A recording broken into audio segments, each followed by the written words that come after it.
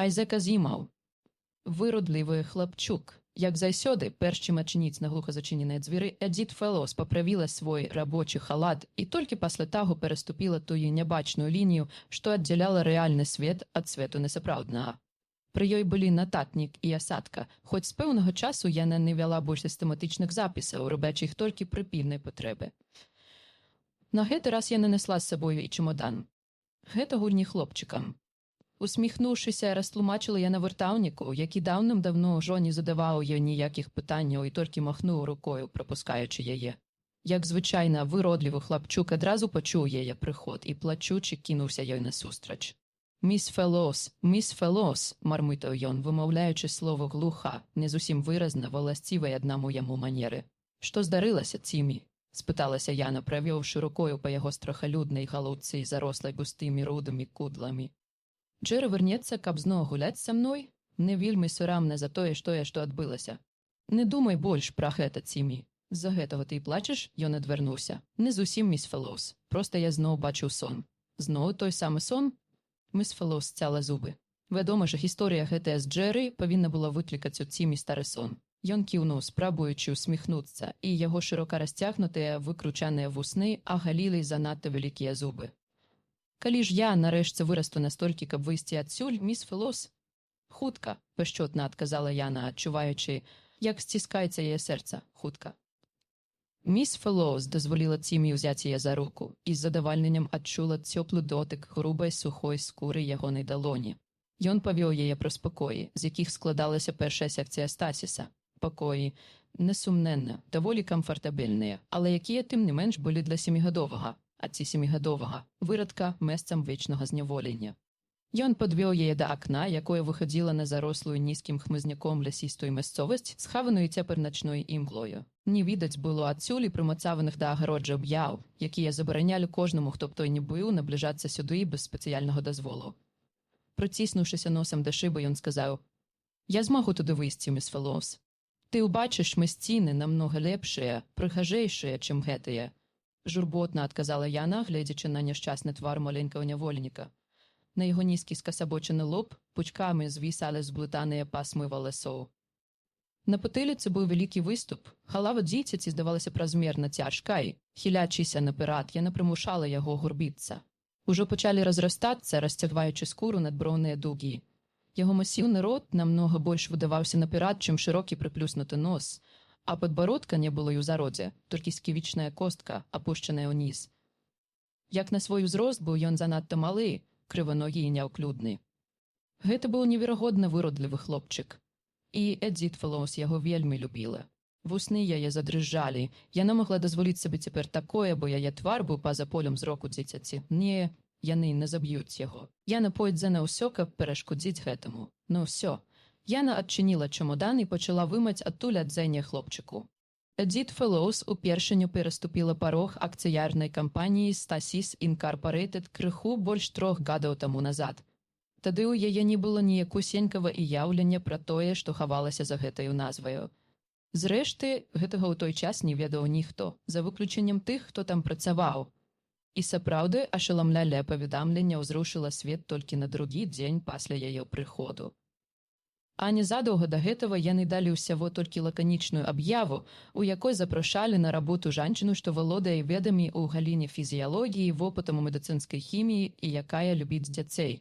Эдзіт Фэлоус працавала медсястрой у радзільным аддзяленні і таму прыйшла да вываду, што яна адпавядае ўсім гэтым патрабаванням. Джэль Хоскінс, доктар фізічных навук, пра што сведчыла замацаваная на яго пісьмовым стале пласцінка з адпаведным запісам, пацёр шчаку вялікім пальцам і пачаў уважліва яе разглядаць. Інстынктыўна сцяўшыся, міс Фэлоус адчула, што ў яе пачынае турхацца твар. Сам жа ён зусім не прыхажун, з крыўдаю, падумала яна, лысее паўнее, да і вусны ў яго нейкія панурыя, замкнутыя. Але паколькі сума, прапанаваная за работу, аказалася намнога вышэйшая за тую, на якую яна разлічвала, міс Фэлоус вырашыла не спяшацца з вывадамі. «Значыць, вы сапраўды любіце дзяцей?» – спытаўся Хоскінс. «Інакш я не стала прытварацца. А можа быць, вы любіце толькі харошенькіх дзяцей. Гэтакіх прывабных херувімчыкаў з малюсенькімі носікамі. Дзеці заўсёды застаюцца дзецьмі. доктор Хоскінс, адказала міс Фелоус, і здараецца, што менавіта непрыгожыя дзеці больш за іншых маюць патрэбу ў падтрымцы.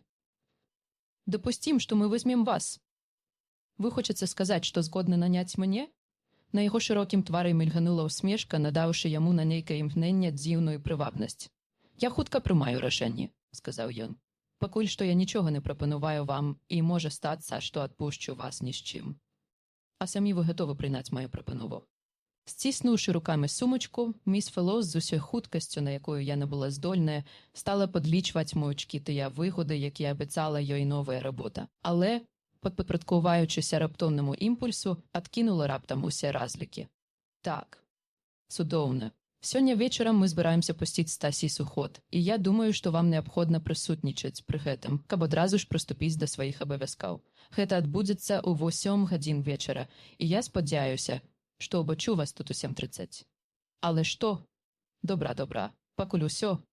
Па сігналу ўвайшла сакратарка і, усміхаючыся, правяла яе з кабінета. Выйшаўшы, міс Фелоус нейкі час моўчкі глядзела на зачыненыя дзверы, за якімі застався містер Скінс. Што такое Стасіс? Якія адносіны да дзяцей мае гэты вялізны, падобны на адрыну будынак, служачыя з незразумелымі значкамі на адзенні, доўгія калідоры і тая характэрная атмасфера менавіта тэхнічнае прадпрыемства, якую ні з чым нельга зблытаць. Я напыталася ў сябе, ці варта вяртацца сюды вечарам, ці не лепш не прыходзіць зусім і тым самым правучыць гэтага чалавека за яго пагардлівую паблажлівасць. Але ў той самы час яна не сумнявалася, што вернецца, хоць бы толькі з незадаволенай цікаўнасці. Яна павінна высветліць, прычым жа тут усё-такі дзеці. Калі роўна а палове 8 яна зноў прыйшла, то адразу звярнула ўвагу на тое, што ёй не спатрэбілася нічога пра сябе паведамляць. Усе, хто трапляўся ёй на дарозе, як мужчыны, так і жанчыны, здавалася, вельмі добра ведалі не толькі тое, хто яна, але і характар яе будучай работы. Яе адразу правялі ў будынак. Яна ўбачыла доктара Хоскінса, але той, мелькам зірнуўшы на яе і невыразна назваўшы яе імя, нават не запрасіў яе сесці. Яна сама спакойна падсунула да парэнчаў крэсла і села. Яны былі на балконе, з якога адкрываўся від на вялізную шахту, запоўненую нейкімі прыборамі, падобнымі на штосьці сярэдняе паміж пультам кіравання касмічнага карабля і кантрольнай панеллю электроннай лічыльнай машыны. У другой частцы шахты ўзвышаліся перагародкі, якія служылі сцэнамі для кватэры без столі. Гэта быў як бы гіганцкі лялечны домік, унутранае абсталяванне якога прыглядвалася як на далоні з таго месца, дзе сядзела міс Фелоус. Яна выразна бачыла ў адным з пакояў электронную пліту і халадзільную ўстаноўку, а ў другім абсталяванне ваннай. А прадмет, які ёй удалося разглядзець у трэцім пакоі, мог быць толькі часткаю ложка, маленькага ложка. Хоскінс размаўляў з нейкім мужчынам. Хоскінс іх не пазнаёміў, і міс Фелоус нічога не заставалася, як спацішка назіраць за ім. Гэта быў худы мужчына сярэдніх гадоў, даволі прыёмнай знешнасці. У яго былі маленькія вусікі і жывыя вочы, якія, здавалася, усё бачаць. «Я зусім не збіраюся, доктор Хоскінс, рабіць выгляд, што мне ўсё гэта зразумела», – гаварыў ён. «Я хачу сказаць, што разумею сёе-тое ў тых межах, якія даступны дастаткова інтэлігентнаму неспецыялісту. Але, нават улічваючы межы мае кампетэнцыі, я хачу заўважыць, што адзін бок праблемы не менш зразумелы, чым другі. Я маю на ўвазе выбарачнасць, вы здольны прайсці вельмі далёка, дапусцім, гэта можна зразумець. Чым далей вы рухаецеся, тым больш туманныя, расплывістыя робяцца аб'екты, а гэта патрабуе вялікай затраты энергіі. Добра, але ў той жа час вы не можаце дасягнуць больш блізкага аб'екта. Вось гэта ёсць загадка для мяне.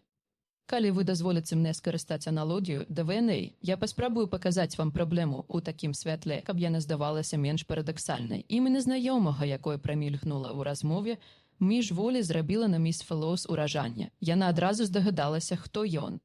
Гэта, відаць, быў сам Кандзід де Веней, які пісаў для тэлевізійных навін нарысы на навуковыя тэмы. Той Кандзід де Веней, асабістай прысутнасцю якога былі адзначаны ўсе самабуйныя падзеі ў навуковым свеце. Цяпер ягоны твар здаўся ёй знаёмым. Вядома ж, гэта менавіта яго набачыла на экране, калі аб'явілі пра пасадку касмічнага карабля на Марс. А калі гэта сапраўды той самы де Веней, то гэта магло азначаць толькі тое, што доктар Хоскінс збіраецца зараз прадэманстраваць нешта вельмі важнае. Калі вы лічыце, што гэта дапаможа, то чаму б вам і не выкарыстаць аналогію? Спытаўся Девеней. Ну добра, значыць так. Вы, безумоўна, ведаеце, што вы не зможаце чытаць кнігу з шрыфтам звычайнага кегля, калі кніга гэтая ад вас на адлегласці ў 6 футаў, але гэта адразу робіцца мажлівым, як толькі адлегласць паміж вашымі вачыма і кнігаю скарыціцца да фута. Як вы бачыце, у дадзеным выпадку пакуль што дзейнічае правіла «чым бліжэй, тым лепш». Але калі вы наблізіце кнігу настолькі, што паміж ёю і вашымі вачыма застане цяго адзін толькі дзюйм, вы зноў страціце здольнасць чытаць яе. Адсюль вам павінна быць зразумела, што існуе такая перашкода, як вельмі вялікая блізкасць. Хмыкнуў Девеней. А вось вам другі прыклад. Адлегласць ад вашага правага пляча да кончыка указальнага пальца правай рукі складае прыкладна 30 дзюймаў, і вы можаце свабодна дакрануцца гэтым пальцам да правага пляча. Адлегласць жа ад вашага правага локця да кончыка указальнага пальца той жа рукі напалову меншая. І калі кіравацца сама простай логікай, то выходзіць, што дакрануцца правым указальным пальцам да правага локця лягчэй, чым да правага пляча. Аднак жа зрабіць вы гэтага не можаце, і зноў перашкаджае тая ж занадта вялікая блізкасць. Вы дазволіце скарыстаць гэтай аналогіяй у маім паведамленні? Спытаў Девеней. Калі ласка. Я буду толькі рады, я ж даволі доўга чакаў каго-небудзь накшталт вас, хто напісаў бы пра нашу работу. Я дам вам усе неабходныя звесткі. Нарэшце такі прыйшоў час, калі мы можам дазволіць усяму свету зазірнуцца раша плячо, і свет сёе-тое ўбачыць. Міс Фэллоус злавіла сябе на тым, што насуперак свайму жаданню захапляецца яго спакоем і ўпэўненасцю. У ім адчувалася вялізная сіла. Якая мяжа вашых мажлівасцей? Спытаўся Девеней. 40 000 гадоў. У міс Фэллоус заняло дыханне. Гадоў. Здавалася, сама паветра застыла ў напружанні. Людзі каля пульта кіравання амаль не рухаліся. Хтосьці аднастайна кідаў у мікрафон кароткія фразы, сэнсу якіх міс Фэллоус не магла ўлавіць. Перакнуўшыся цераз парэнчы балкона, Девеней уважліва ўзіраўся ў тое, што адбывалася ўнізе. «Мы ўбачым што-небудзь, доктар Хоскінс?» – спытаўся ён. «Што вы сказалі? Не, мы нічога не ўбачым, пакуль усё не здзейсніцца. Мы выяўляем прадмет толькі ўскосна, як бы па прынцыпе радарнай устаноўкі, з той розніцай, што замест электрамагнітных хваль мы аддаём перавагу мезонам. Пры адпаведных умовах мезоны вяртаюцца, прычым пэўная частка з іх адбіваецца ад якіх-небудзь аб'ектаў, і наша задача заключаецца ў даследаванні характару гэтых адбіткаў. Мусіць, гэта даволі цяжкая задача». На твары ў Хоскінса праміланула яго звычайная усмешка. «Перад вамі вынік 50 гадоў настойлівых пошукаў. Асабіста я заняўся гэтай праблемай 10 гадоў таму назад. Так, усё гэта сапраўды вельмі нялёгкае. Чалавек каля мікрафона падняў руку. Ужо некалькі тыдняў мы фіксуем адзін пэўны момант, аддалены ад нас у часе. Папярэдне разлічыўшы свае перамяшчанні ў часе, мы то спыняем дослед, то ўзнаўляем яго, яшчэ раз правяраючы нашу здольнасць з дастатковай дакладнасцю арыентавацца ў часе. Цяпер гэта павінна спрацаваць бездакорна». Але лоб у містера Хоскінса блішчаў ад поту. Міс Фэллоус раптам заўважыла, што яна машынальна пакінула сваё крэсла і таксама стаіць каля парэнчаў, але глядзець пакуль што не было на што. «Зараз», – спакойна вымавіў чалавек каля мікрафона. Наступіла цішыня, якая цягнулася роўна столькі, колькі патрабуецца часу на адзін уздых, і з лялечнага доміка пачуўся прарэзлівы лямант на смерць перапужанага дзіцяці. «Жах! Невыказны жах!»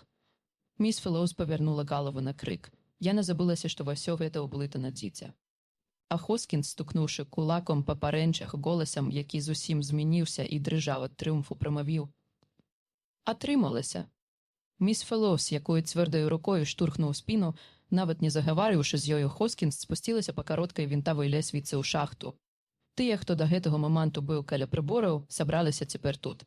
Яны палілі і, усміхаючыся, назіралі за тройцай, што паявілася ў галоўным памяшканні, ад доміка чулася слабае будзенне.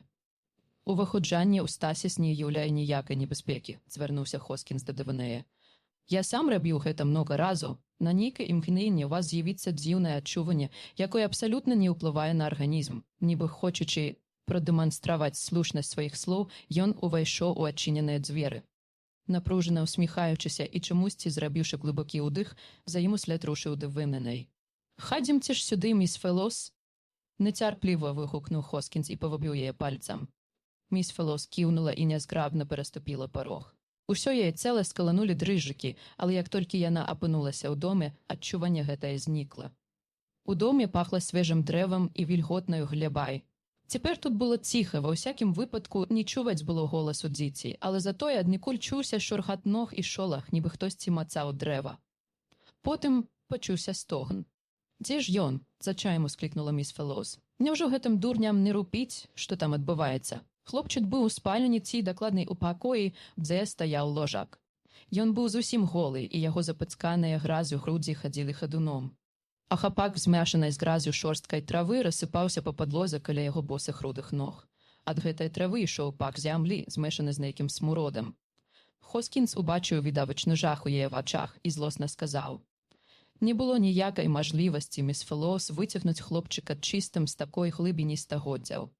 Мы вымушаны былі захапіць дзеля яго бяспекі сёе-тое з таго, што было каля яго. Можа, вы палічылі б за лепшае, каб ён з'явіўся сюды без нагі альбо часткі чэрапа». «Прашу вас, не трэба», – усклікнула міс Фелос у знямозе. «Чаму мы бяздзейнічаем? Беднае дзіця спужалася, і яно бруднае, і сапраўды. На хлопчыкавым целе засох бруд і нейкі тлушч, а ўсё сцягно перасякала чырвоная драпіна». Калі Хоскінс наблізіўся да хлопчыка, якому на выгляд было не больш, чым 3 гады, той нізка нагнуўся і хуценька адскочыў назад. Яго верхняя вусна адтапырылася, і з яго вырваўся нейкі дзіўны гук. Нешта сярэдняе паміж бурчаннем і кашачым шыпаннем.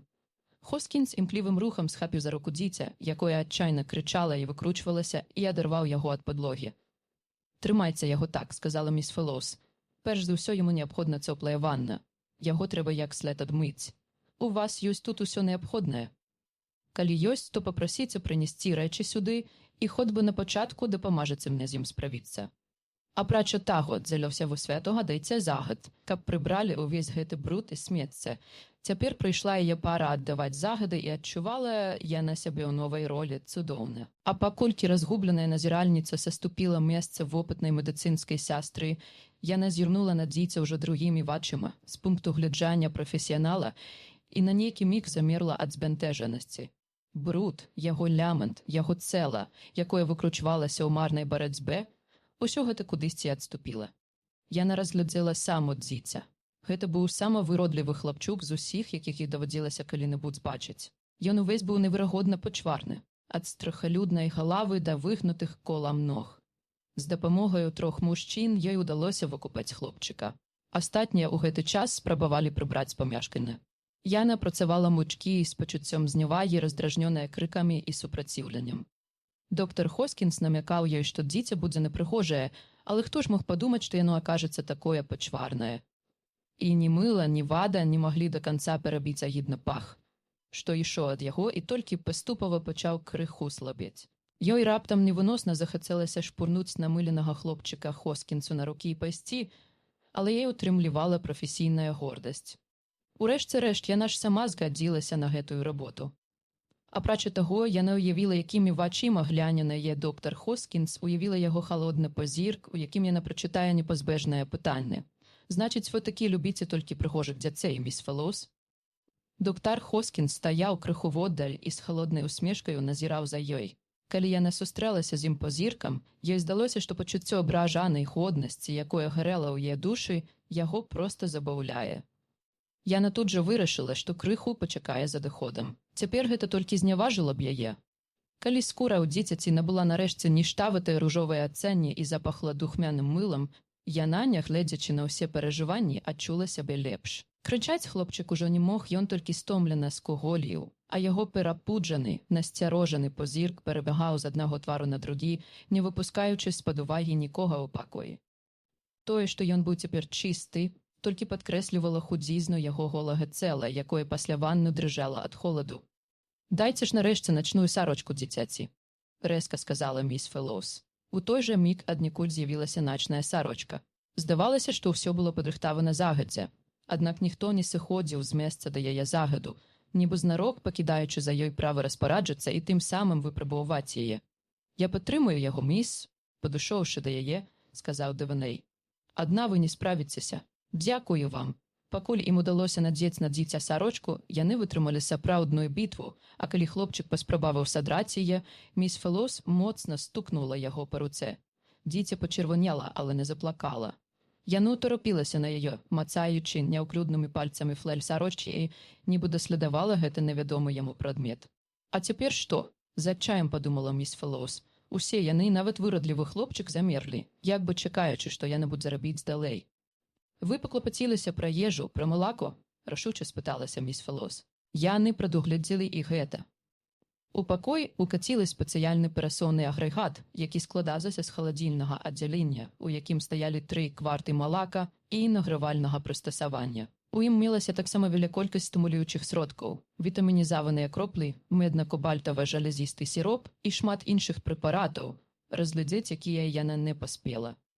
Апрача таго, там быў набор дзіцячага харчу пастаяннай цэплыні. На пачатак яна ўзяла адно толькі малако. Электронная ўстаноўка за нейкія 10 секунд сагрэла яго да неабходнай тэмпературы і аўтаматычна выключылася. Яна наліла крыху малака ў сподачак, не сумняваючыся ў тым, што ўзровень дзіцяці вельмі нізкі, і яно не ўмее карыстацца кубкам. Міс Фелос кіўнула хлопчыку і сказала: «Пі, ну пі». Яна жэстам паказала яму, як паднесці сподачак да рота. Вочы дзіцяці сачылі за яе рухамі. Але яна не зварухнулася, раптам яна наважылася. Схапіўшы хлопчыка за руку вышэй локця, яна апусціла сваю свабодную руку ў малако і прывяла ёю хлопчыку па вуснах. Кроплі малака пацяклі па яго шчоках і падбародку. Ён адчайна заламантаваў, але раптам змоўк і пачаў аблізваць свае вільготныя вусны. Міс Фелоус адступіла назад. Хлопчык наблізіўся да сподачка, нахіліўся да яго, хутка азірнуўшыся па баках, нібы выглядаючы стоянага ворага, зноў нагнуўся да малака і пачаў яго прагна хляптаць, як кошка. Ён нават і не спрабаваў прыпадняць спадак, а з грудзей яго вырываліся нейкія няпэўныя гукі. Міс Фелоус, гледзячы на ўсё гэта, не магла да канца скрыць свае пачуцці, якія адбіліся, відаць у яе на твары, таму што Девенейшн на яе сказаў: «Доктар Хоскінс, а сястра ў курсе таго, што адбываецца?» «У курсе чаго?» – пацікавілася міс Фелос. Девеней завагаўся, але Хоскінс па выразе твару, якога можна было западозрыць, што ўсё гэта ў глыбіні душы яго забаўляла, сказаў: «Ну што ж, можаце ей сказаць? Вы, відаць, нават не здагадваецеся», – звярнуўся Девеней да міс Фелоус, «што выпадкова менавіта вы першая ў гісторыі цывілізаваная жанчына, якой давялося даглядаць дзіця неандэртальца». Стрымліваючы гнёў, міс Фелоус павярнулася да Хоскінса. «Вы маглі мяне паперадзіць загадзя, доктар. А навошта? Якая вам розніца?» Гаворка ж ішла пра дзіця. «А хіба гэта не дзіця? У вас калі-небудзь былі шчанюк ці кацяня, міс Фелоус? Хіба ў іх больш чалавечага? А калі б гэта было дзіцянё шымпанзе, вы адчулі б агіду да яго? Вы медыцынская сястра, міс Фелоус. Мяркуючы па вашых дакументах, вы працавалі 3 гады ў радзільным аддзяленні. Вы калі-небудзь адмаўляліся даглядаць дзіця вырадка? Вы ўсё-такі маглі б сказаць мне гэта раней. Ужо менш рашуча, сказала яна. Каб вы своечасова маглі адмовіцца ад гэтай работы. Ці не выходзіць, што вы хочаце зрабіць гэта цяпер?» Ён хуладна паглядзеў ёй у вочы. З другога канца пакоя за імі назіраў Девеней, а маленькі неандэрталец, выпіўшы малако і вылізаўшы на чыста спудак, падняў да яе свой мокры твар з шырока расплюшчанымі вачыма, у якіх была нейкая просьба. Хлопчык жэстам паказаў на малако, і раптам пакой напаўнілі бесперапынныя адны і тыя ж адрывістыя гартанныя гукі ў перамешку з адмысловым прыцмакваннем языком. «А ён жа гаворыць!» – здзіўлена ўсклікнула міс Фелоус. «Вядома», – сказаў Хоскінс. «Хомо неандэрталец сапраўды з'яўляецца не асобным відам, а хутчэй разнавіднасцю Homo sapiens. Дык чаму б яму не ўмець гаварыць? Зусім магчыма, што ён просіць яшчэ малака». Міс Фелоус машынальна пацягнулася да бутэлькі, але Хоскінс схапіў яе за руку. «А цяпер, міс Фелоус, перш чым вы зробіце яшчэ хоць адзін крок, вы павінны сказаць, застаяцеся вы ці не». Міс Фелоус са злосцю вызваліла руку. «А калі я пайду, вы што не будзеце тады карміць яго?» «Я пабуду з ім пэўны час. Яна наліла дзіцяці малака. Мы маем намер пакінуць вас тут з хлопчыкам, міс Фелоус», – сказае Хоскінс. «Гэта адзіны ўваход у першую секцыю Стасіса. Дзверы абавязкова замыкаюцца і ахоўваюцца звонку. Я хацеў бы, каб вы азнаёміліся з сістэмай замка, які будзе, вядома, адпаведна настроены на адбіткі вашых пальцаў, як ён настроены на адбіткі маіх. Тэрыторыя ў гары, Ён узняў позірк туды, дзе павінна было быць столь у гэтым лялечным доміку. А ховаецца таксама, і мы будзем папярэджаны ў любым выпадку, калі тут здарыцца нешта незвычайнае. Вы хочаце сказаць, што я ўвесь час буду знаходзіцца пад наглядам? Абурана ўсклікнула міс Фэллоус, раптам успомніўшы, як яна сама разглядала з балкона ўнутраную частку памяшкання. «Да не», – сур'ёзна запэўніў яе Хоскінс, «мы гарантуем, што ніводзін старонні назіральнік не будзе сведкам вашага прыватнага жыцця. Усе аб'екты ў выглядзе электронных сімвалаў перадаюцца вылічальнай машыне, і толькі яна будзе мець з імі кантакт. Вам давядзецца правесці з ім гэтую ноч, міс Фэллоус, а таксама ўсе наступныя да асобага распараджання. Мы дамо вам некалькі вольных гадзін днём і нават мажлівасць самой зрабіць іх расклад па вашых асабістых патрэб». Міс Фэллоус здзіўлена абвяла позіркам лялечны домік. «А навошта ўсё гэта, доктар Хоскінс? Хіба хлопчык небяспечны? Ведаеце, міс Фэллоус, справа ўся тут у энергіі. Ён ніколі не павінен пакідаць гэтага памяшкання. Ніколі, ні на секунду, ні з якой нагоды, нават калі ад гэтага будзе залежаць яго жыццё. Нават дзеля таго, каб уратаваць ваше жыццё, міс. Вы зразумелі мяне?» Міс Фэллоус горда ўскінула галаву. «Я ведаю, што такое загад, доктар Хоскінс. Медыцынская сястра прывыкла да таго, каб імя абавязку ахвяраваць сваёй бяспекаю. Выдатна. Вы заўсёды зможаце прасігналізаваць, калі вам што-небудзь спатрэбіцца». І мужчыны пакінулі Стасіс. Азірнуўшыся, міс Фэллоус убачыла, што хлопчык, не дакранаючыся да малака, па-ранейшаму не спускае з яе насцярожанага позірку. Яна паспрабавала жэстамі паказаць яму, як падняць спудак да рота. Ён не пераняў яе прыкладу, аднак на гэты раз, калі яна дакранулася да яго, ён ужо не закрычаў. Яго перапуджаныя вочы ні на секунду не пераставалі сачыць за ёй, ловячы кожны яе рух. Яна раптам заўважыла, што інстынктыўна спрабуе супакоіць яго. Паволі набліжаючы руку да яго валасаў, аднак каб рука яе была ўвесь час у полі зроку. Тым самым яна давала яму зразумець, што ў гэтым жэсце не крыецца ніякая небяспека. І ёй удалося пагладзіць яго па галаве. «Я хачу паказаць табе, як карыстацца прыбіральняй», – сказала яна. «Як ты лічыш, ты зможаш гэтаму навучыцца?» Гаварыла яна вельмі мякка і асцярожна, вельмі добра усведамляючы, што ён не зразумее ніводнага слова, аднак спадзеючыся на тое, што сам гук яе голасу супакоіць яго. Хлопчык зноў зацмокаў языком.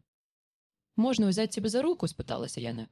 Яна працягнула яму абедзве рукі і замерла ў чаканні. Рука дзіцяці паволі пасунулася насустрач яе руцэ. «Правільна!» – крыкнула яна. Калі рука хлопчыка была ўжо за нейкі дзюйм ад яе рук, смеласць пакінула яго, і ён адхапіў сваю руку назад. «Ну што ж, спакойна», – сказала міс Фэллоус, «пазней мы паспрабуем яшчэ раз. Табе не хочацца пасядзець?» Яна паляпала рукою па ложку. Марудна цягнуўся час, яшчэ больш марудна рухалася выхаванне дзіцяці. Ёй не ўдалося прывучыць яго ні да прыбіральні, ні да ложка. Калі хлопчыку відавочна захацелася спаць, ён апусціўся на голую падлогу і хуценька шмыгануў пад ложак. Яна нагнулася, каб зірнуць на яго, і з цэмбры на яе ўтарапіліся два агністыя вокі, і яна пачула знаёмае прыцмокванне. «Ну добра», – сказала яна, – «калі ты адчуваеш сябе там у большай бяспецы, можаш спаць пад ложкам». Яна прыкрыла дзверы спальні і падалася ў сама вялікі з 3 пакояў, дзе ёй быў падрыхтаваны ложак, над якім па яе просьбе нацягнулі часовы тэнт. «Калі гэтыя дурні хочуць, каб я тут і начувала», – подумала яна, «яны павінны павасіць люстэрка, памяняць шафу на больш ямістую і абсталяваць асобны туалет». Яна ніяк не магла заснуць, міжволі напружвала слых, каб толькі не прапусціць ніводнага гуку з суседняга пакоя. Яна пераконвала сябе, што дзіця не можа сама выбрацца з дому, але, нягледзячы на гэта, яе грызла сумненне. Абсалютна гладкія сцэны былі, безумоўна, вельмі высокія, але раптам хлопчык лазіць, як малпа. Зрэшты, Хоскінс запэўніў яе, што за ўсім тым, што адбываецца ўнізе, назіраюць спецыяльныя прыборы. Нечакана ёй прыйшла ў галаву новая думка. А што, калі хлопчык усё-такі небяспечны? Небяспечны ў самалітаральным сэнсе гэтага слова. Не, Хоскінс не стаіў бы гэтага ад яе, не пакінуў бы яе тут адну, калі б. Яна паспрабавала пераканаць сябе ў адваротным, унутрана смеючыся са свайго страху. Гэта ж было ўсяго толькі 3-4гадовае дзіця. Аднак, нягледзячы на ўсе намаганні, ёй не ўдалося абразаць яму пазногці. А што, як ён, калі яна засне, надумаецца напасці на яе, пусціць у ход зубы і пазногці, у яе перацяла дыханне як дзіўна. Яна пакутліва напружыла слых, і на гэты раз і ўдалося пачуць нейкі гук. Хлопчык плакаў. Не крычаў ад страху ці злосці, не выў і не скавытаў, а менавіта ціха плакаў, як прыбітае горам, вельмі няшчаснае адзінокае дзіця. Я бога, падумала міс Фелос, і ўпершыню пасля сустрэчы з ім сэрца яе праціў востры жаль. Гэта ж дзіця, так якое ж па сутнасці значэнне мае форма яго галавы. І гэта не проста дзіця, а дзіця, якое асірацела, як ніводнае дзіця за ўсю гісторыю чалавецтва. Тысячы гадоў таму назад не толькі памерлі яго бацькі, але незваротна знікла ўсё, што некалі было яго светам. Груба выхаплены з таго даўняга часу, ён быў цяпер адзінай ва ўсім свеце істотаю такога роду, апошняю і адзінаю. Яна адчула, як яе ўсё больш напаўняе глыбокая спагада і сорам за сваю бессардэчнасць.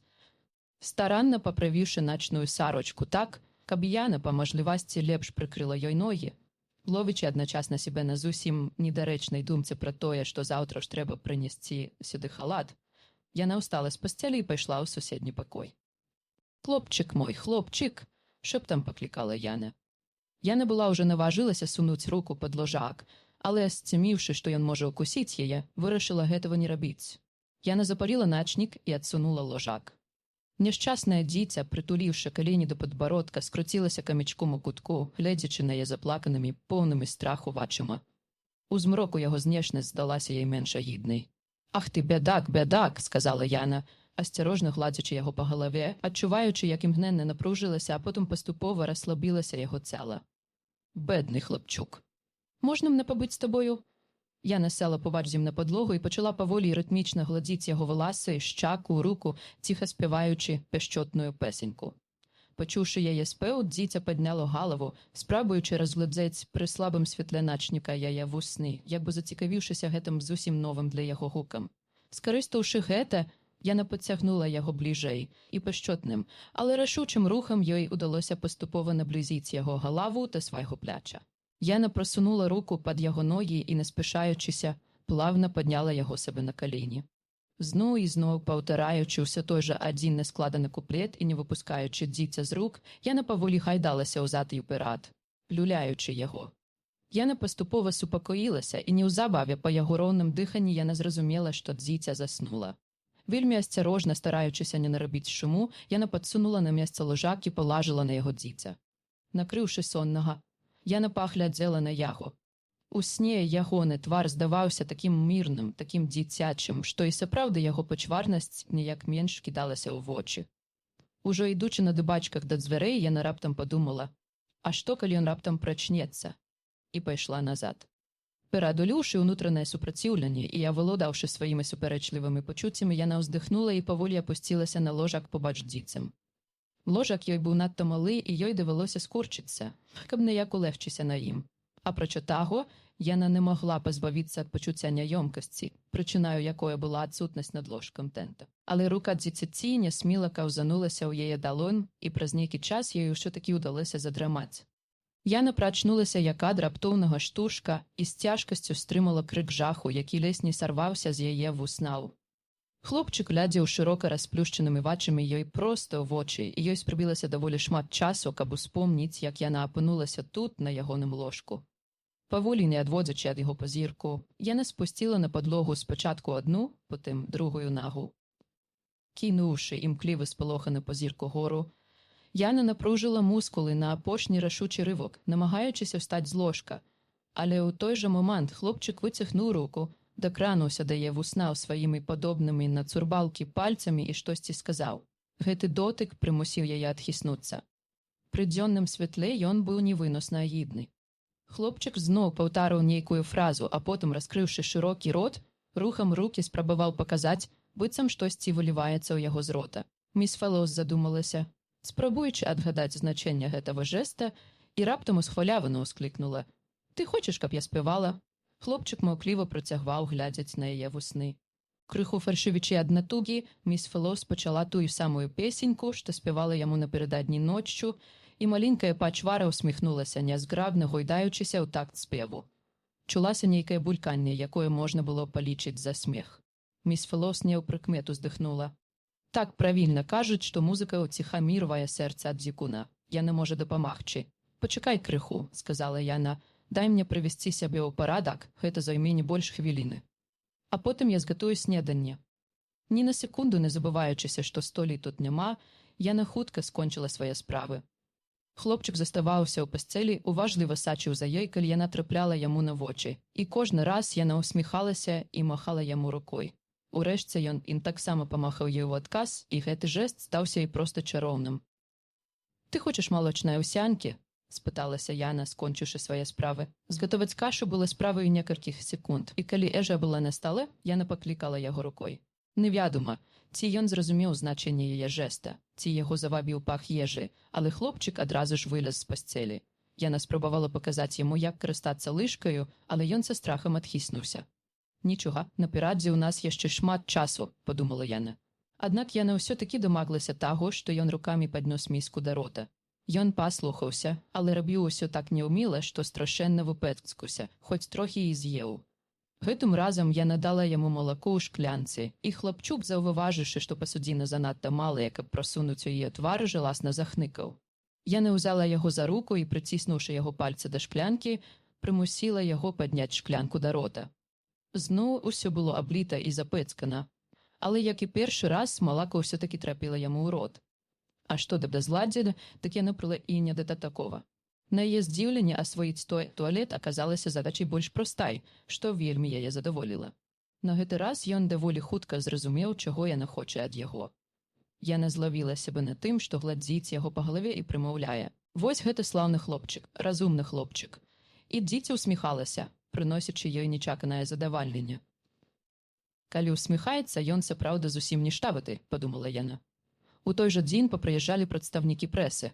Пакуль яны прыладжвалі сваю апаратуру, яна ўзяла хлопчыка на рукі, і ён моцна прытуліўся да яе. Сумятня напужала яго, і ён моцна заплакаў, але, нягледзячы на гэта, прайшло не менш за 10 хвілін, пакуль ёй дазвалілі вынесці дзіця ў суседні пакой. Яна хутка вярнулася, пачырванеўшы ад абурэння, і першы раз за 18 гадзін выйшла з доміка, шчыльна зачыніўшы за сабою дзверы. «Я думаю, што на сёння вам хопіць. Цяпер мне Бог ведама, колькі спатрэбіцца часу, каб яго супакоіць. Ідзіце». «Добра, добра», – сказаў джентльмен з Таймс Геральд. «А гэта сапраўды неандерталец ці тут якое-небудзь жульніцтва?» «Запэўніваю вас, што гэта не містыфікацыя», – пачуўся аднекуль ззаду голас Хоскінса. «Дзіця сапраўды хомо неандерталес. Гэта хлопчык ці дзяўчынка?» «Гэта хлопчык-малпа», – умяшаўся джентльмен з Ньюс. «Нам паказваюць на што іншае, як хлопчыка-малпу. Як ён сябе павадзіць, сястра?» «Ён павадзіць сябе гэтак сама, як і любы іншы маленькі хлопчык», – адрэзала міс Фэлоус. Злосць прымусіла яе стаць на абарону дзіцяці. І зусім ён не хлопчык-малпа. Яго завуць ці маці Цімі, і ён абсалютна нармальны ў сваіх дзеяннях. Імя ці маці было выбрана ёю зусім выпадкова. Яна проста першае прыйшло ёй у галаву. «Цімі, хлопчык-малпа», – рэкнуў джентльмен з Ньюс, і менавіта з гэтай мянушкай дзіця стала потым вядомае ўсяму свету. «Скажыце, док, што вы думаеце рабіць з гэтаю малпаю?» – спытаўся ў Хоскінса джентльмен з Глоба. Хоскінс паціснуў плечыма. «Бачыце, мая першапачатковая задача была ў тым, каб даказаць мажлівасць пераносу яго ў наш час. Аднак я лічу, што ён зацікавіць антраполагаў і фізіёлагаў.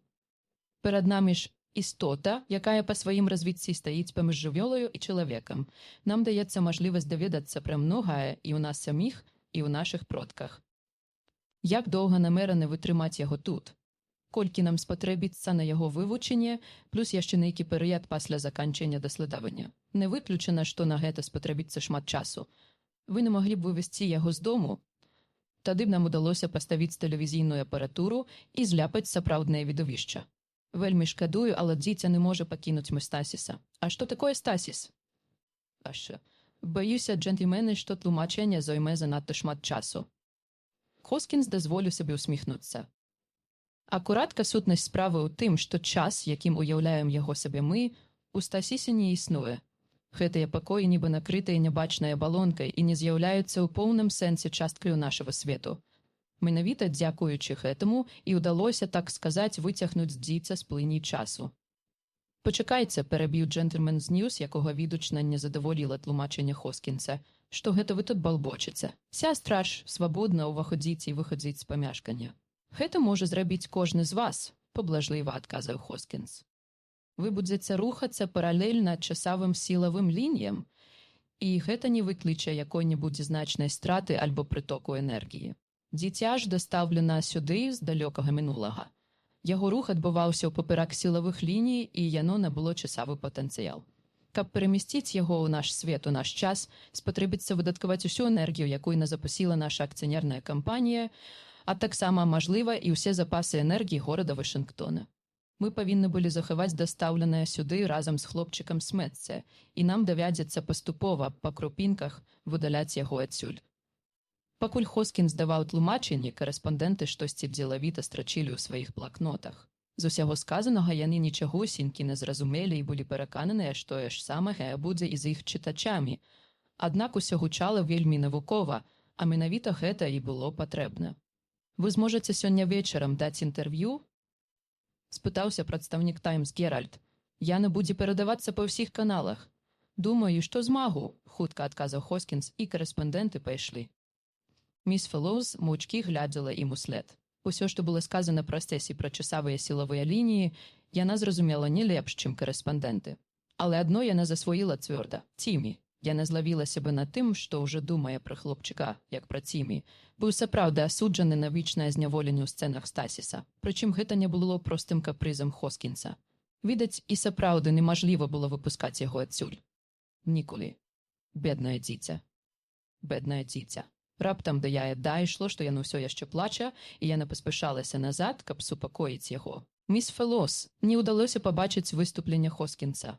Хоць ягонае інтэрв'ю перадавалася не толькі ў самааддаленых куточках зямлі, а нават на станцыі на месяцы, яна не пранікла ў маленькую кватэрку, дзе жылі цяпер яна і вырадлівы хлапчук.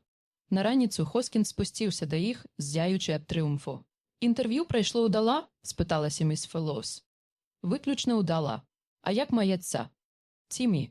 Пачуўшы, што ён назваў хлопчыка па імю, міс Фэллоус была прыёмна здзіўлена. «Усё ў парадку. Ідзі сюды, Цімі. Гэта добры чалавек, ён цябе не пакрыўдзіць». Але Цімі не захацеў выйти з другога пакоя, і за дзвярэй быў відаць толькі касмыль яго злямцаваных валасаў, ды час ад часу нясмела казвалася адно бліскучае вока. Хлопчык на дзіва хутка прывыкае да новых абставін, што не кажа, ён даволі кімлівы. «Вас гэта здзіўляе?» «Так, баюся, што я спачатку палічыла яго за дзіця малпы». Секунду павагаўшыся, адказала яна. «Кім бы ён там не быў, а пакуль, што ён вельмі шмат зрабіў для нас. Ён жа прынёс славу, Стасіс Інкарпарэйтед. Мы цяпер на кані, так, мы на кані». Відаць, яму не цярпелася падзяліцца з кім-небудзь сваім трыумфам, хай сабе нават з ёй, з міс Фэллоус. «Як жа вам удалося гэта зрабіць?» – спыталася яна, даючы тым самым Хоскінсу магчымасць выказацца. Засунуўшы рукі ў кішэні, Хоскінс працягваў. 10 гадоў мы працавалі, маючы вельмі абмежаваныя сродкі, дабываючы дзе толькі можна літаральна кожны пенс. Мы былі проста абавязаны стварыць адразу нешта эфектнае. Хай сабе дзеля гэтага давялося ўсё паставіць на карту. Запэўніваю вас, гэта была катаржная праца. Спроба выклікаць з глыбінь вякаў гэтага неандэртальца каштавала нам усіх грошай, якія ўдалося назбіраць, дзе пазычаючы, а дзе і крадучы, так, крадучы. На здзяйсненне гэтага эксперыменту пайшлі сродкі, асігнаваныя на іншыя мэты. Іх мы скарысталі без дазволу. Калі б вопыт не ўдаўся, са мной было б скончана. Таму ў доміку няма столі. Перапыніла яго міс Фэллоус. «Што вы сказалі? Вам не хапіла грошай на столь». А бачыцца, гэта было не адзінай прычынаю. Па праўдзе кажучы, мы не маглі адгадаць дакладны ўзрост неандэртальца. Нашы мажлівасці дакладнага выяўлення асаблівасцей аб'екта, так аддаленага ад нас у часе, пакуль што абмежаваныя, і ён мог аказацца істотаю велізарнага росту, а ў гэтым выпадку нам давялося б мець зносіны з ім на адлегласці, як з пасаджанай у клетку жывёлаю. Але паколькі ваша боязь не апраўдалася, вы маглі б цяпер, здаецца мне, наслаць столь. Цяпер так. У нас цяпер многа грошай. Усё гэта цудоўна, міс Фэллоус. Усмешка не сыходзіла з яго шырога твару, і калі ён павярнуўся, каб пайсці, здавалася, што нават спіна яго усміхаецца. Ён даволі прыёмны чалавек, як забудзецца, і скіне маску адлучанага ад усяго зямнога вучонага, падумала міс Фэллоус. Ёй раптам захацелася даведацца, ці жанаты ён, але, спахапіўшыся, яна адагнала ад сябе гэтую думку. «Цімі!» – паклікала яна. «Ідзі сюды, Цімі!» За прайшоўшыя з таго дня месяцы міс Фэллоус усё больш і больш пачынала адчуваць сябе неад'ёмнай часткай аб'яднанай кампаніі «Стасіс». Ёй быў дадзены асобны невялічкі кабінет, на дзвярах якога красавалася таблічка з яе імем. Кабінет быў даволі блізка ад лялечнага доміка, так яна называла камеру Стасіса, у якой жыў Цімі. Плаціла ёй цяпер намнога больш, чым спачатку, а ў лялечным доміку наслалі, нарэшце, столь і палепшылі ўнутранае абсталяванне. Быў зроблены другі туалетны пакой, і мала таго, яна атрымала ўласную кватэру на тэрыторыі Стасіса, і часам ёй удавалася нават там начаваць. Паміж лялечным домікам і гэтай новай кватэраю правялі ўнутраны тэлефон, і Цімі навучыўся ім карыстацца. Міс Фэллоус прывыкла да Цімі настолькі, што нават менш стала заўважаць яго пачварнасць. Аднойчы на вуліцы яна злавіла сябе на тым, што нейкі хлопчык, што трапіўся ёй на дарозе, здаўся ёй надзвычай непрывабным, у яго быў высокі выпуклы лоб і з рэзкімі абрысамі падбародак. Ёй давялася зрабіць над сабой намаганне, каб пазбыцца гэтага наслання. Куды больш прыёмна было прывыкаць да выпадковых наведванняў Хоскінса. Было зусім відавочна, што ён з задавальненнем раставаўся на нейкі час са сваёй ролю кіраўніка акцыянернай кампаніі «Стасіс», якая яго стамляла, і што дзід, з паяўленнем якога быў звязаны цяперашні росквіт, абуджала ім нешта накшталт сентыментальнасці. Але міс Фэллоус здавалася, што яму было прыёмна гутарыць з ёй.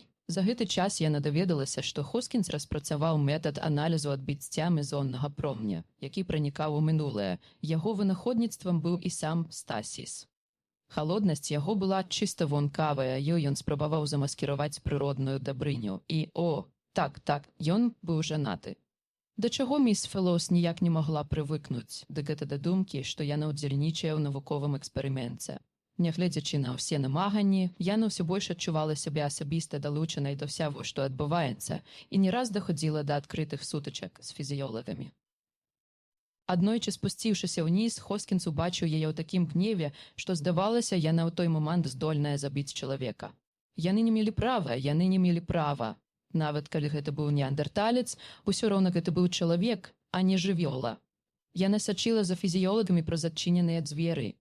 Ледзьне аслепшы ад гневу, яна прыслухавалася да ўсклікаў Цімі. Раптам яна заўважыла побач сабою Хоскінса. «Можна ўвайсці?» – спытаўся ён. Злёгку кіўнуўшы, яна заспяшалася да Цімі, які прытуліўся да яе, ашчапірыў яе сваімі маленькімі крывымі і ўсё яшчэ вельмі худымі ножкамі. «Вы ж ведаеце, што яны не маюць права правадзіць такіх даследаў над чалавекам», – сказаў Хоскінс. «А я рашуча заяўляю, доктар Хоскінс, што яны не маюць права вырабляць гэтай з Цімі. Вы неяк сказалі мне, што з'яўленне Цімі дало жыццё Стасісу. Калі вы адчуваеце хоць кроплю дзячнасці, вы павінны ўратаваць бядака ад гэтых людзей, ва ўсякім разе да той пары, пакуль ён не падрасце настолькі, што пачне хоць крыху больш разумець. Пасля іх маніпуляцый ён не можа спаць, яго душаць кашмары. Я папярэджваю вас, яе раз'юшанасць дасягнула кульмінацыі, што я іх больш сюды не пушчу. Да яе свядомасці дайшло, што яна перайшла на крык, але яна ўжо не валодала сабой. Я ведаю, што ён неандэрталец. Крыху супакоіўшыся, працягвала яна, але мы іх у многім недаацэньваем. Я чытала пра неандэртальцаў. У іх была свая культура, і некаторыя з найвялікшых чалавечых адкрыццяў, такія як, напрыклад, прыручэнне жывёл, вынаходніцтва кола і розных тыпаў каменных журнаў, былі зроблены менавіта ў іх эпоху. У іх, без сумнення, былі нават духоўныя патрэбы. Гэта відаць з таго, што пры пахаванні яны клалі нябожчыку яго асабістыя рэчы. Значыць, яны верылі ў тагасветнае жыццё. Магчыма, у іх ужо была нейкая рэлігія. Няўжо гэта не дае Цімі права на чалавечныя адносіны? Яна пяшчотна паляпала хлопчыка па спіне і адправіла яго ў пакой гуляць. Калі дзверы адчыніліся, Хоскінс убачыў вялікае мноства розных цацак. Ён усміхнуўся. «Няшчаснае дзіця заслужыла гэтыя цацкі, спешна заняўшы абаронную пазіцыю», – сказала міс Фэллоус. «Гэта ўсё, што яго ёсць, і ён зарабляе іх тымі пакутамі, на якія яго тут асудзілі. Не, запэўнюю вас, я нічога не маю супраць гэтага. Я толькі падумаў пра тое, як змяніліся вы самі з таго першага дня. Вы ж былі вельмі незадаволены, што я падсунуў вам неандэртальца. Мне здаецца, што я не была такая ўжо незадаволеная», – ціха запярэчыла міс Фэллоус, але тут жа змокла. «Як вы лічыце, міс Фэллоус, колькі яму можа быць гадоў?» змяніў тэму Хоскінс.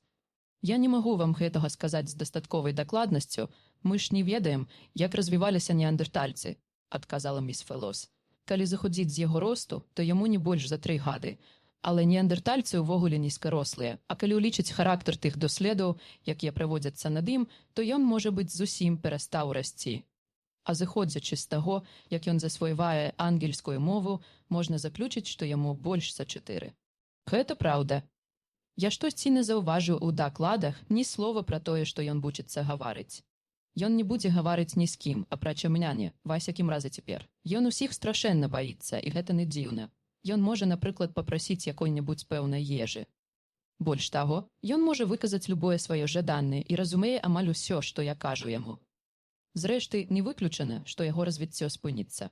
Сказаўшы апошнюю фразу, міс Фэллоус напружана сачыла за выразам яго твару, імкнучыся выявіць, наколькі своечасова закранула яна гэтае пытанне.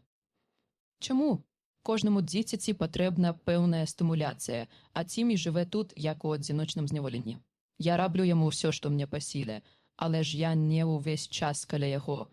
Акрамя таго, мы няма мажлівасці даць яму ўсё, што яму трэба. Я хачу сказаць, доктар Хоскінс, што яму трэба гуляць з якім-небудзь іншым хлопчыкам. Хоскінс паволі схіліў галаву. На жаль, маем усяго толькі аднаго такога хлопчыка. Беднае дзіця. Пачуўшы гэта, міс Фэллоус адразу памякчэла.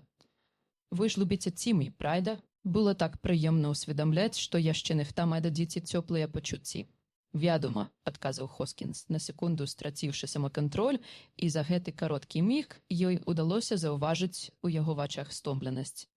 Міс Фэллоус адразу ж адкінула намер давесці свой план да канца. «Выглядаеце втомленым, доктор Хоскінс», – со шчырым спачуваннем сказала яна. «Вы так думаеце? Я пастараюся выглядаць больш бадзёра.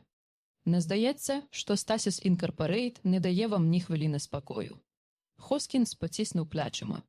«Ваша праўда. У аднолькавай ступені ў гэтым вінаватыя жывёла, расліны і мінералы, якія цяпер ёсць у нас. Дарэчы, міс Фэллоус, вы, мабыць, яшчэ не бачылі і нашых экспанатаў. Праўду кажучы, не, але зусім не таму, што мяне гэта не цікавіць. Я ж была вельмі занятая ўвесь гэты час, но цяпер жа вы ўжо больш свабодныя». Падпарадкуваючыся нейкаму раптоўна прынятаму рашэнню, сказаў Хоскінс. «Я зайду па вас заўтра раніцаю ў 11 і сам усё вам пакажу. Вам гэта падыходзіць?» «Цалкам, доктар Хоскінс, я буду вельмі рада», – усміхнуўшыся, адказала яна. Ён кіўнуў, усміхнуўся ў адказ і выйшаў. Увесь астатак дня міс Фэллоус, у вольны ад работы, час штосьці сама сабе напявала. І сапраўды ж, хоць нават сама думка пра гэта здавалася ёй надзвычай дзіўнай, адж усё гэта было падобна, амаль падобна на тое, што ён прызначыў ёй спатканне. Абаяльны і прыязны, ён з'явіўся на другі дзень дакладна ў назначаны час. Замест звыклага рабочага халата яна надзела на гэты раз сукенку.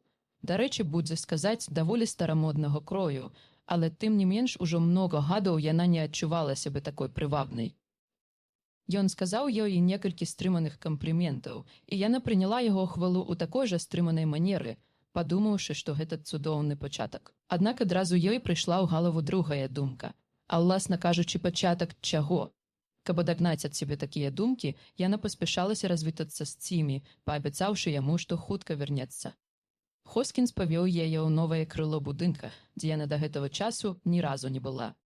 Тут яшчэ захаваўся пах, уласцівы новым, толькі што збудаваным памяшканнем. Аднекуль данасіліся прыглушаныя гукі, якія даволі яскрава сведчылі пра тое, што будаўнічыя работы яшчэ не скончаны. «Жывёла, расліны і мінералы», зноў, як і напярэдадні вымавіў Хоскінс. «Жывёла знаходзіцца тут. Гэта найбольш яркі з нашых экспанатаў». Уся ўнутраная частка будынка была падзелена на некалькі памяшканняў, кожная з якіх уяўляла сабой асобную камеру Стасіса. Хоскінс падвёў яе да агляднага акна адной з іх, і яна зазірнула ўнутр. Істота, якая паўстала перад яе позіркам, здалася ёй спачатку чымсьці накшталт пакрытай лускою курыцы. Пагойдваючыся на 2 худых лапках, істота гэтая бегала па камеры, імкліва паварочваючы з боку на бок зграбную птушыную галаву. На невялікай галаве дзіўнай істоты быў касцяны нарост, падобны на пэўні грэбень. Пальцападобныя адросткі кароткіх пярэдніх канечнасцей безупынна сціскаліся і растульваліся. «Гэта наш дыназаўр», – сказаў Хоскінс. «Ён тут ужо некалькі месяцаў, і я не ведаю, калі мы зможам расстацца з ім». «Дыназаўр? А ви чекали убачить гіганта? Яна усміхнулася, і на її щоках появилися ямачки. Мне здаецца, што некаторыя менавіта такіх сабе і уяўляюць. Я ведаю, што існавалі дыназаўры і невялікіх памераў. Паверце, што мы імкнуліся дастаць менавіта маленькага дыназаўра. Звычайна яго ўвесь час вывучаюць, але цяпер, відаць, яму далі перадыхнуць. З яго дапамогай удалося зрабіць такія адкрыцці.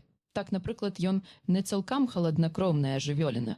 Ён валодае здольнасцю, правда, недасканалай, падтрымліваць унутраную тэмпературу цела вышэй за тэмпературу навакольнага асяроддзя. На жаль, гэта самец. З таго самага часу, як ён паявіўся тут, мы не спыняем спроб зафіксаваць другога дыназаўра, які можа аказацца самкай, але да гэтага часу нам не шанцавала. А навошта патрэбна менавіта самка? У вачах у яго мельканула яўная насмешка. У такім выпадку ў нас з'явілася б даволі рэальная мажлівасць атрымаць аплодненыя яйкі, а значыць і дзяцей дыназаўра. Ах так, ён павёў яе да аддзялення трылабітаў. «Перад вамі прафесар Дуен з Вашынгтонскага універсітэта», – сказаў Хоскінс. Ён спецыяліст па ядзернай хіміі. Калі мене не падводзіць памяць, ён займаецца выяўленнем ізатопнага саставу кіслароднай вады. З якою мэтаю? Гэта дагістарычная вада. Ва ўсякім выпадку ўзрост яе вызначаецца прынамсі паўмільярдам гадоў. Ізатопны састаў дазваляе вызначыць тэмпературу акіяна ў тую эпоху. Самога Дуена трылабіты не цікавяць, іх анатаміраваннем займаюцца другія вучоныя. Ім пашанцавала, ім патрэбны толькі скальпелі і мікраскопы. Тым часам, як Дуену даводзіцца дзеля кожнага даследу станаўліваць складаны мас-спектрограф. Але чаму? Хіба ён не можа? Не можа. Яму нічога нельга выносіць з гэтага памешкання да таго часу, пакуль існуе хоць нейкая мажлівасць пазбегнуць гэтага. Тут былі таксама сабраны ўзоры першабытнай расліннасці і абломкі скал. Гэта і былі расліны і мінералы, пра якія раней Хоскінс успамінаў. У кожнага экспаната меўся свой даследнік. Усё гэта нагадвала музей, які ажыў і стаў цэнтрам актыўнай навуковай дзейнасці. Усё гэта пад вашым непасрэдным кіраўніцтвам, доктар Хоскінс. Ды не, міс Фэлоус, дзякаваць Богу, у мяне вялікі штат супрацоўнікаў. Мяне цікавіць толькі тэарэтычны бок праблемы. Сутнасць часу, тэхніка мезоннага выяўлення аддаленых у часе аб'ектаў і таму падобнае. Усё гэта я ахвотна памяняў бы на метад выяўлення аб'ектаў, аддаленых у часе менш чым на 10 000 гадоў. Калі б нам удалося пранікнуць у гістарычную эпоху. Яго перабіў нейкі шум у адной дальнай камеры, адкуль пачуўся чыйсьці высокі злосны голас. Хоскінс нахмурыўся. На хаду папрасіў прабачення і паспешліва пайшоў туды. Шпарка, як толькі магла, міс Фэлоус амаль бягом кінулася за ім. Няўжо вы не можаце зразумець, што мне неабходна было закончыць вельмі важную частку маіх даследаў? Крыкліва пытаўся пажылы мужчына з радзенькай бародкай на чырвоным твары. Служачы ў форме на лабараторным халаце, якога былі вышыты літары «Сі», «Стасіс Інкарпорейтед», сказаў Хоскінсу. Прафесар Адамюскі з самага пачатку быў папярэджаны, што гэты экспанат будзе тут толькі 2 тыдні.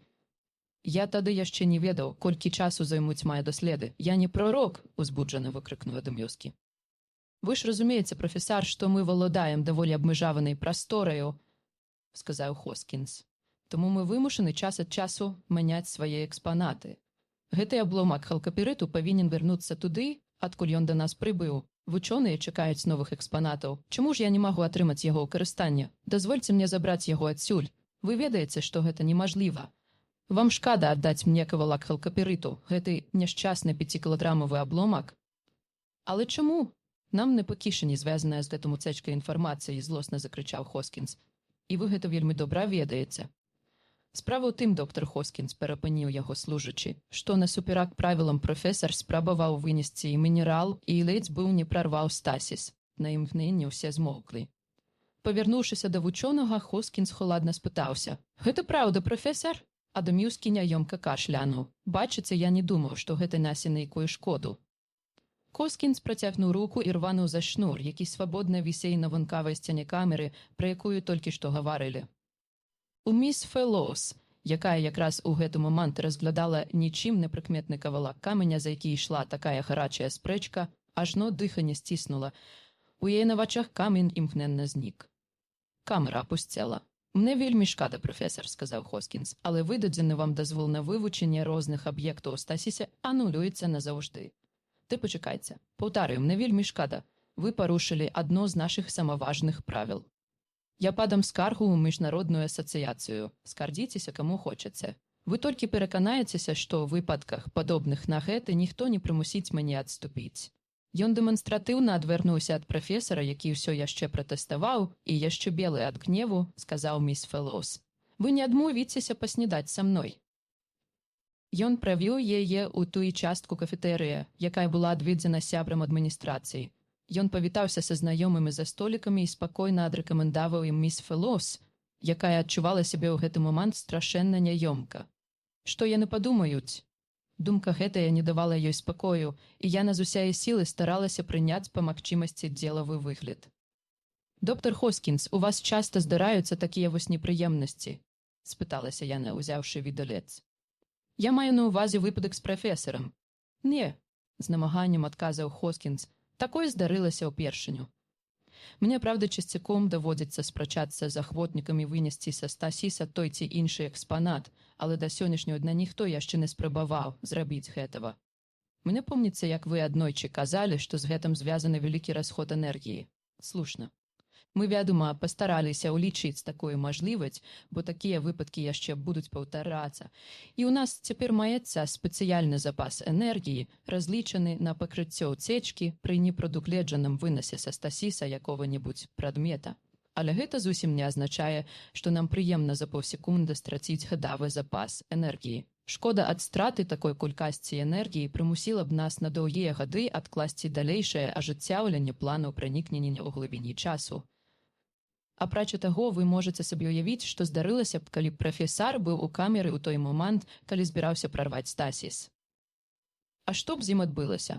Бачыце, мы эксперыментавалі на жывых прадметах і на мышах. Яны бесследна знікаюць.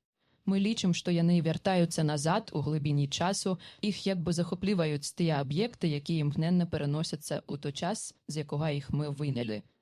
Таму нам даводзіцца як бы на якар ставіць тыя прадметы, знікненне якіх са стасіса нам не пажадана. Што да прафесара, дык ён адправіўся проста ў плеяцэн разам з кавалкам каменя і апынуўся б там у тым самым часе, з якога мы гэты камень дасталі, плюс тыя 2 тыдні, што ён быў у нас. Як бы гэта было жахліва! Запэўніваю вас, што лёс самога прафесара мяне мала трывожыць. Калі ён здурніў на такі ўчынак, дык туды яму і дарога, а гэта паслужыла б яму добрым урокам. Але вы толькі ўявіць сабе, якое ўражанне зрабіла б гэта на публіку, калі б факт яго знікнення стаў шырока вядомы. Дастаткова людзям толькі даведацца, што нашыя доследы настолькі небяспечныя, як нас адразу ж пазбавяць сродкаў. Хоскінс эфектна пстрыкнуў пальцамі і пачаў панура калупаць відальцам ежу. «А вы не маглі б вярнуць яго назад?» – спыталася міс Фэлоус. «Такім самым спосабам, якім вы спачатку атрымалі гэты камень?»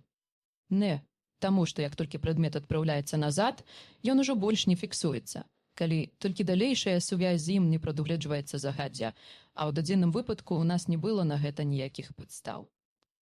Ды і ўвогуле мы ніколі гэтага не рабілі. Каб знайсці прафесара, трэба было б узнавіць першапачатковы кірунак пошукаў, а гэта ўсё роўна, што закінуць вудачку ў акіян, каб злавіць адну пэўную рыбіну.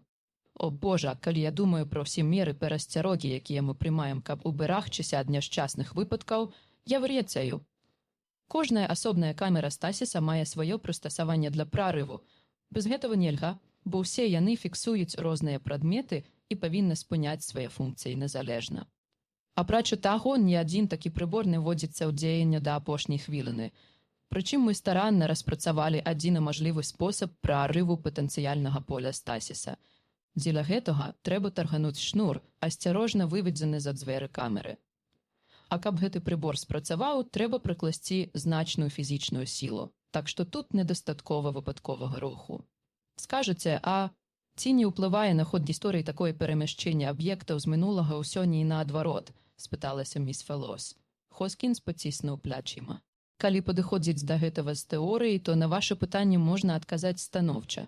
Але ў сапраўднасці, калі выключыць надзвычайныя выпадкі, гэта не мае для развіцця гісторыі ніякага значэння. Мы ўвесь час нешта выводзім са стасіса, молекулы паветра, бактэрыі, пыл. Каля 10% энергіі траціцца на кампенсацыю, звязанай з гэтым уцечкі.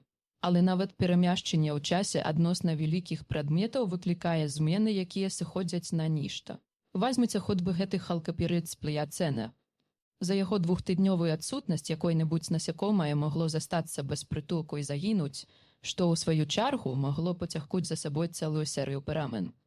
Нашы матэматычныя разлікі паказваюць на тое, што гэта самазатухальныя змены, якія з часам робяцца ўсё менш значнымі і паступова ўсё зноў прыходзіць да нормы. Вы хочаце сказаць, што прырода сама запаўняе страты? Да пэўнай ступені. Калі вы перанесяце чалавека з другой эпохі ў наш час ці, наадварот, адправіце яго назад у мінулае, то ў апошнім выпадку шкода будзе больш істотная. Калі вы зробіце гэта са звычайным, простым чалавекам, дык рана ўсё-такі можа загаіцца сама. Мы штодзень атрымліваем мноства лістоў з просьбаю перанесці ў наш час Аўраама Лінкальна, ці Магамета, ці Леніна. Гэта, вядома, здзейсніць немажліва. Нават калі б нам удалося іх выявіць, то ў гэтым выпадку перамяшчэнне ў часе аднаго з тварцоў і стварцоры чалавецтва нанесла б такую каласальную шкоду рэчаіснасці, якую немагчыма было б нічым кампенсаваць. Існуюць метады, якія дапамагаюць нам рабіць адпаведныя разлікі, якія ў сваю чаргу вызначаюць, ці не занадта вялікія будуць змены ў развіцці пры перамяшчэнні таго ці іншага аб'екта ў часе, і мы робім усё, каб нават не наблізіцца да гэтай межы, значыць, цімі. Пачала была міс Фэлоус. Не, ў гэтых адносінах з ім усё добра, наша рэчаіснасць у поўнай бяспецы. Але ён кінуў пранізлівы позірк на яе. На нічога. Учора вы сказалі мне, што яму трэба мець зносіны з дзецьмі. Так. Міс Фэлоус радасна усміхнулася. Я не думала, што вы звярнулі ўвагу на маю просьбу. Ну чаму ж? У мяне да дзіцяці сама цёплыя пачуцці, і я цаню вашы да яго адносіны. Усё гэта мяне цікавіць, і я зусім не збіраўся замоўчыць гэтае пытанне, не растлумачыўшы вам, як ідуць справы. Цяпер я выканаў гэтую задачу. Вы бачылі, чаму займаемся? Вам вядомыя цяпер да пэўнай ступені тыя цяжкасці, якія нам даводзіцца пераадольваць. І вы павінны зразумець, чаму пры ўсім жаданні мы не можам забяспечыць цімі кампаніяй яго равеснікаў. Не можаце. Разгубіўшыся, ўсклікнула міс Фэлоус. Дык я ж толькі што вам усё растлумачыў. У нас не было ніякай надзеі знайсці другога неандэртальца яго ўзросту. На такую неверагодную ўдачу нават разлічваць няма чаго. А калі б нам і пашанцавала, дык зусім неразумна было б памнажаць рызыку, трымаючы ў стасісе яшчэ адну чалавечую істоту. Але ж вы мене не так зразумелі, доктор Хоскінс. Адклаўшы ў бок лыжку, рашуча сказала міс Фэлоус. Я зусім не хачу, каб вы перанеслі ў наш час яшчэ аднаго неандэртальца. Я ведаю, што гэта немагчыма. Але ж можна прывесці ў стасіс другое дзіця, каб яно гуляла з цімі. Дзіця чалавека? Хоскінс быў агаломшаны. Другое дзіця, адрэзала міс Фэлоус, адчуваючы, як імгненна ўся яе прыхільнасць да доктара Хоскіна змянілася варожасцю. Цімі? Чалавек. Мне гэта нават у галаву не прыходзіла. Чаму? Чаму вы не падумалі менавіта пра гэта? Што ў гэтым кепскага? Вы вырвалі дзіця з яго эпохі, асудзілі яго на вечнае зняволенне. Дык няўжо вы не адчуваеце сябе ў даўгу перад ім? Доктар Хоскінс, калі ёсць у гэтым свеце чалавек, які ў ўсіх паказчыках, акрамя біялагічнага, можа лічыцца бацькам гэтаму дзіцяці, дык гэта вы. Чаму ж вы не хочаце зрабіць яму тую драбніцу? Я яго бацька, спытаўся Хоскінс, неяк няўклюдна падымаючыся з-за стала. Калі вы не пярэчыце, міс Фэлоус, я правяду вас назад у стасіс. Яны моўчкі вярнуліся ў лялечны домік. Ніхто з іх не сказаў больш ні слова. Калі не лічыць выпадковых, мімаходзь кінутых пазіркаў, прайшло шмат часу, пакуль ёй зноў удалося сустрэцца з Хоскінсам. Іншы раз гэта я засмучала, але калі Цімі бываў асабліва маркотна ці моўчкі па некалькі гадзін стаяў каля акна, за якім амаль нічога не было відаць, я з абурэннем думала, які ж ён дурны гэты чалавек. Цімі гаварыў з кожным днём усё больш свабодна і правільна. Праўда, ён так і не змог цалкам пазбавіцца ад уласцівай яму з самага пачатку некаторай невыразнасці ў вымаўленні, у якой яна знаходзіла нават своеасаблівую прывабнасць. У хвіліны хвалявання ён іншы раз па-ранейшаму прыцмукваў, але і гэта здаралася ўсё радзей. Мабыць, ён паступова забываўся пра тыя далёкія дні, што папярэднічалі яго з'яўленню ў нашым часе. Па меры таго, як Цімі падрастаў, цікавасць да яго фізіёлагаў ішла на спад, затое цяпер ім пачалі больш займацца псіхолагі. Міс Фэлоус не ведала, хто з іх выклікае яе найбольшую непрыязнасць. Са шпрыцамі было скончана. Уколы і выкачванне з арганізма в адкасці спыніліся. Яго перасталі карміць паводле спецыяльнай дыеты. Але затое цяпер Цімі, каб атрымаць ежу і ваду, даводзілася пераадольваць перашкоды. Ён павінен быў падымаць масніцы, адсоўваць знарок пастаўленыя рэшоткі, торгаць за шнуры. Удары слабага электрычнага току даводзілі яго да істэрыкі, і гэта прыводзіла яе ў адчай.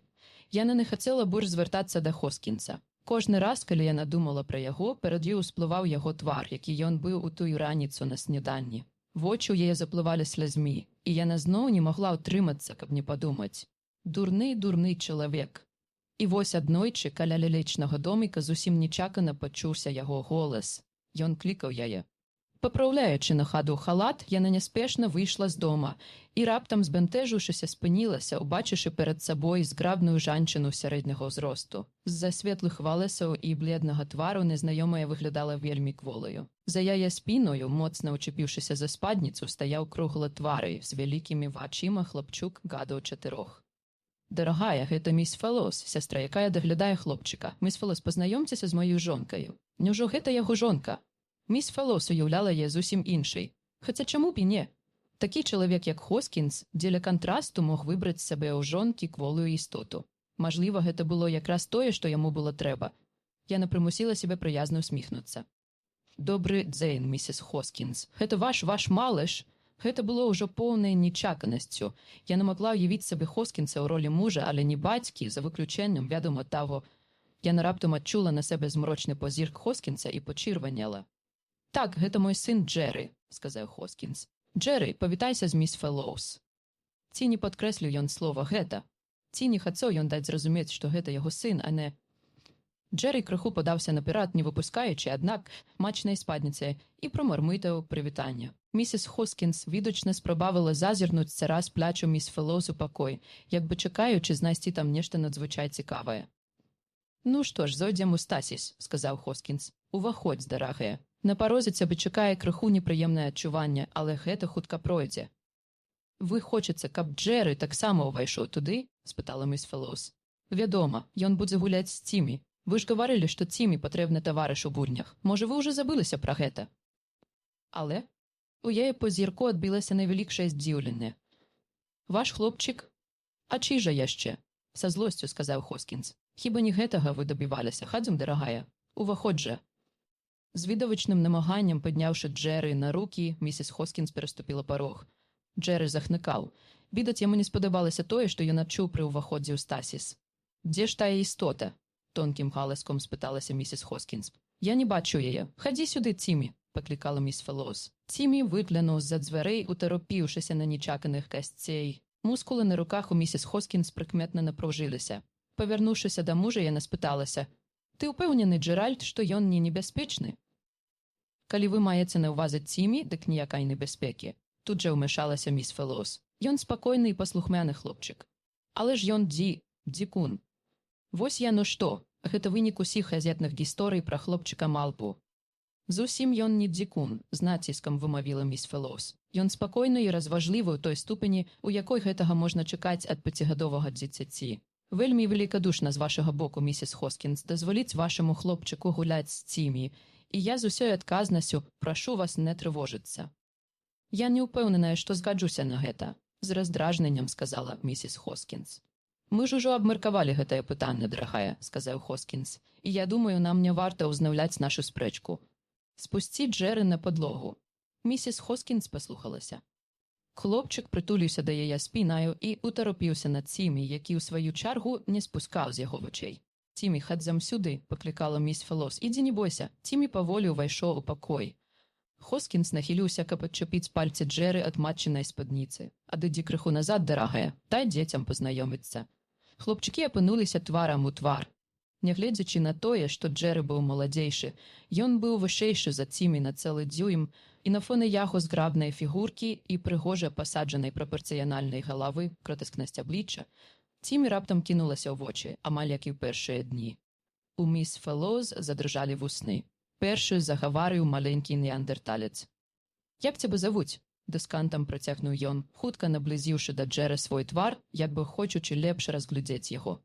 Сцепануўшыся ад нечаканасці, Джэры замест адказу да Цімі моцнага кухталя. Цімі адлецеў назад і, не утрымаўшыся на нагах, упаў на падлогу. Абодва голасна зараўлі. Місіс Хоскінс схапіла Джера на рукі, а міс Фэллоус, пачырванеўшы ад унутранага гневу, падняла Цімі, стараючыся яго супакоіць. «Яны інстынктыўна не ўзлюбілі адзін аднаго», – заявіла місіс Хоскінс. «Яны інстынктыўна ставяцца адзін да аднаго, так як любыя іншыя дзеці, будь яны на іх месцы», – стомлена сказаў Хоскінс. «А цяпер апусці Джера з рук і дай яму прывыкнуць да абставін. Па праўдзе кажучы, нам лепш цяпер выйсці. Міс Фэллоус можа праз нейкі час прывесці Джера да мяне ў кабінет, і я паклапачуся, каб яго завезлі да хаты. Доўгі час дзеці ні на хвіліну не выпускалі адзін аднаго з вачэй». Джеры плакаў і клікаў маці, баючыся адысціся ад міс Фэллоус, і толькі праз нейкі час дазволіў нарэшце суцешыць сябе ледзянцом.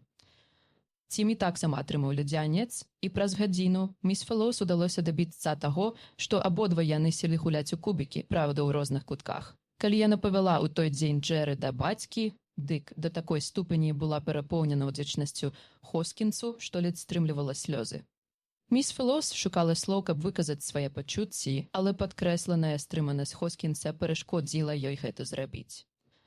Можа, ён і да гэтага часу не дараваў ёй таго, што яна прымусіла адчуць жорсткасць ягоных адносін да Цімі. А можа, ён урэшце прывёў і свайго сына, каб даказаць ёй, як добра ён ставіцца да Цімі, і адначасна даць зразумець, што ён зусім не яго бацька. Так. Менавіта гэта ён і меў на ўвазе. Таму яна абмежавалася некалькімі словамі. «Дзякуй, вялікае дзякуй, доктар Хоскінс. Яму нічога не заставалася, як адказаць. Няма за што, міс Фэллоус. Усё ідзе як трэба». Паступова гэта ўвайшло ў звычай.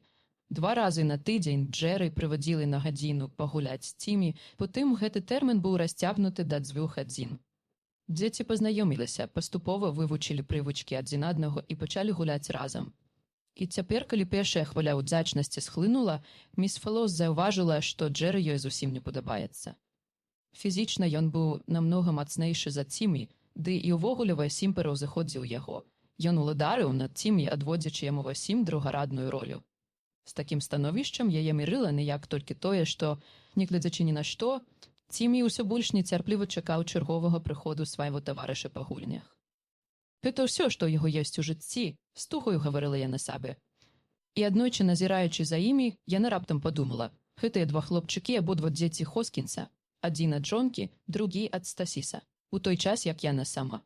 «О, Божа!» – сціснуўшы кулакамі скроні, з сорамам падумала яна, гэта ж я раўную. «Міс Фэллоус», – спытаўся аднойчы Цімі, яна ніколі не дазваляла яму называць яе інакш. «Калі я пайду ў школу?»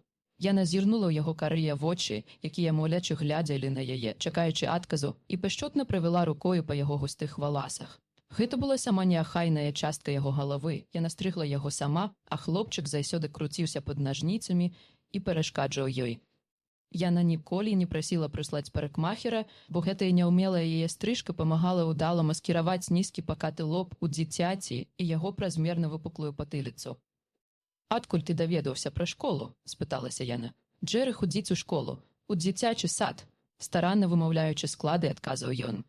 «Джеры бывае ў многіх месцах там на волі. Калі ж я выйду адсюль на волю, міс Фэллоус?» У яе балюча сціснулася сэрца.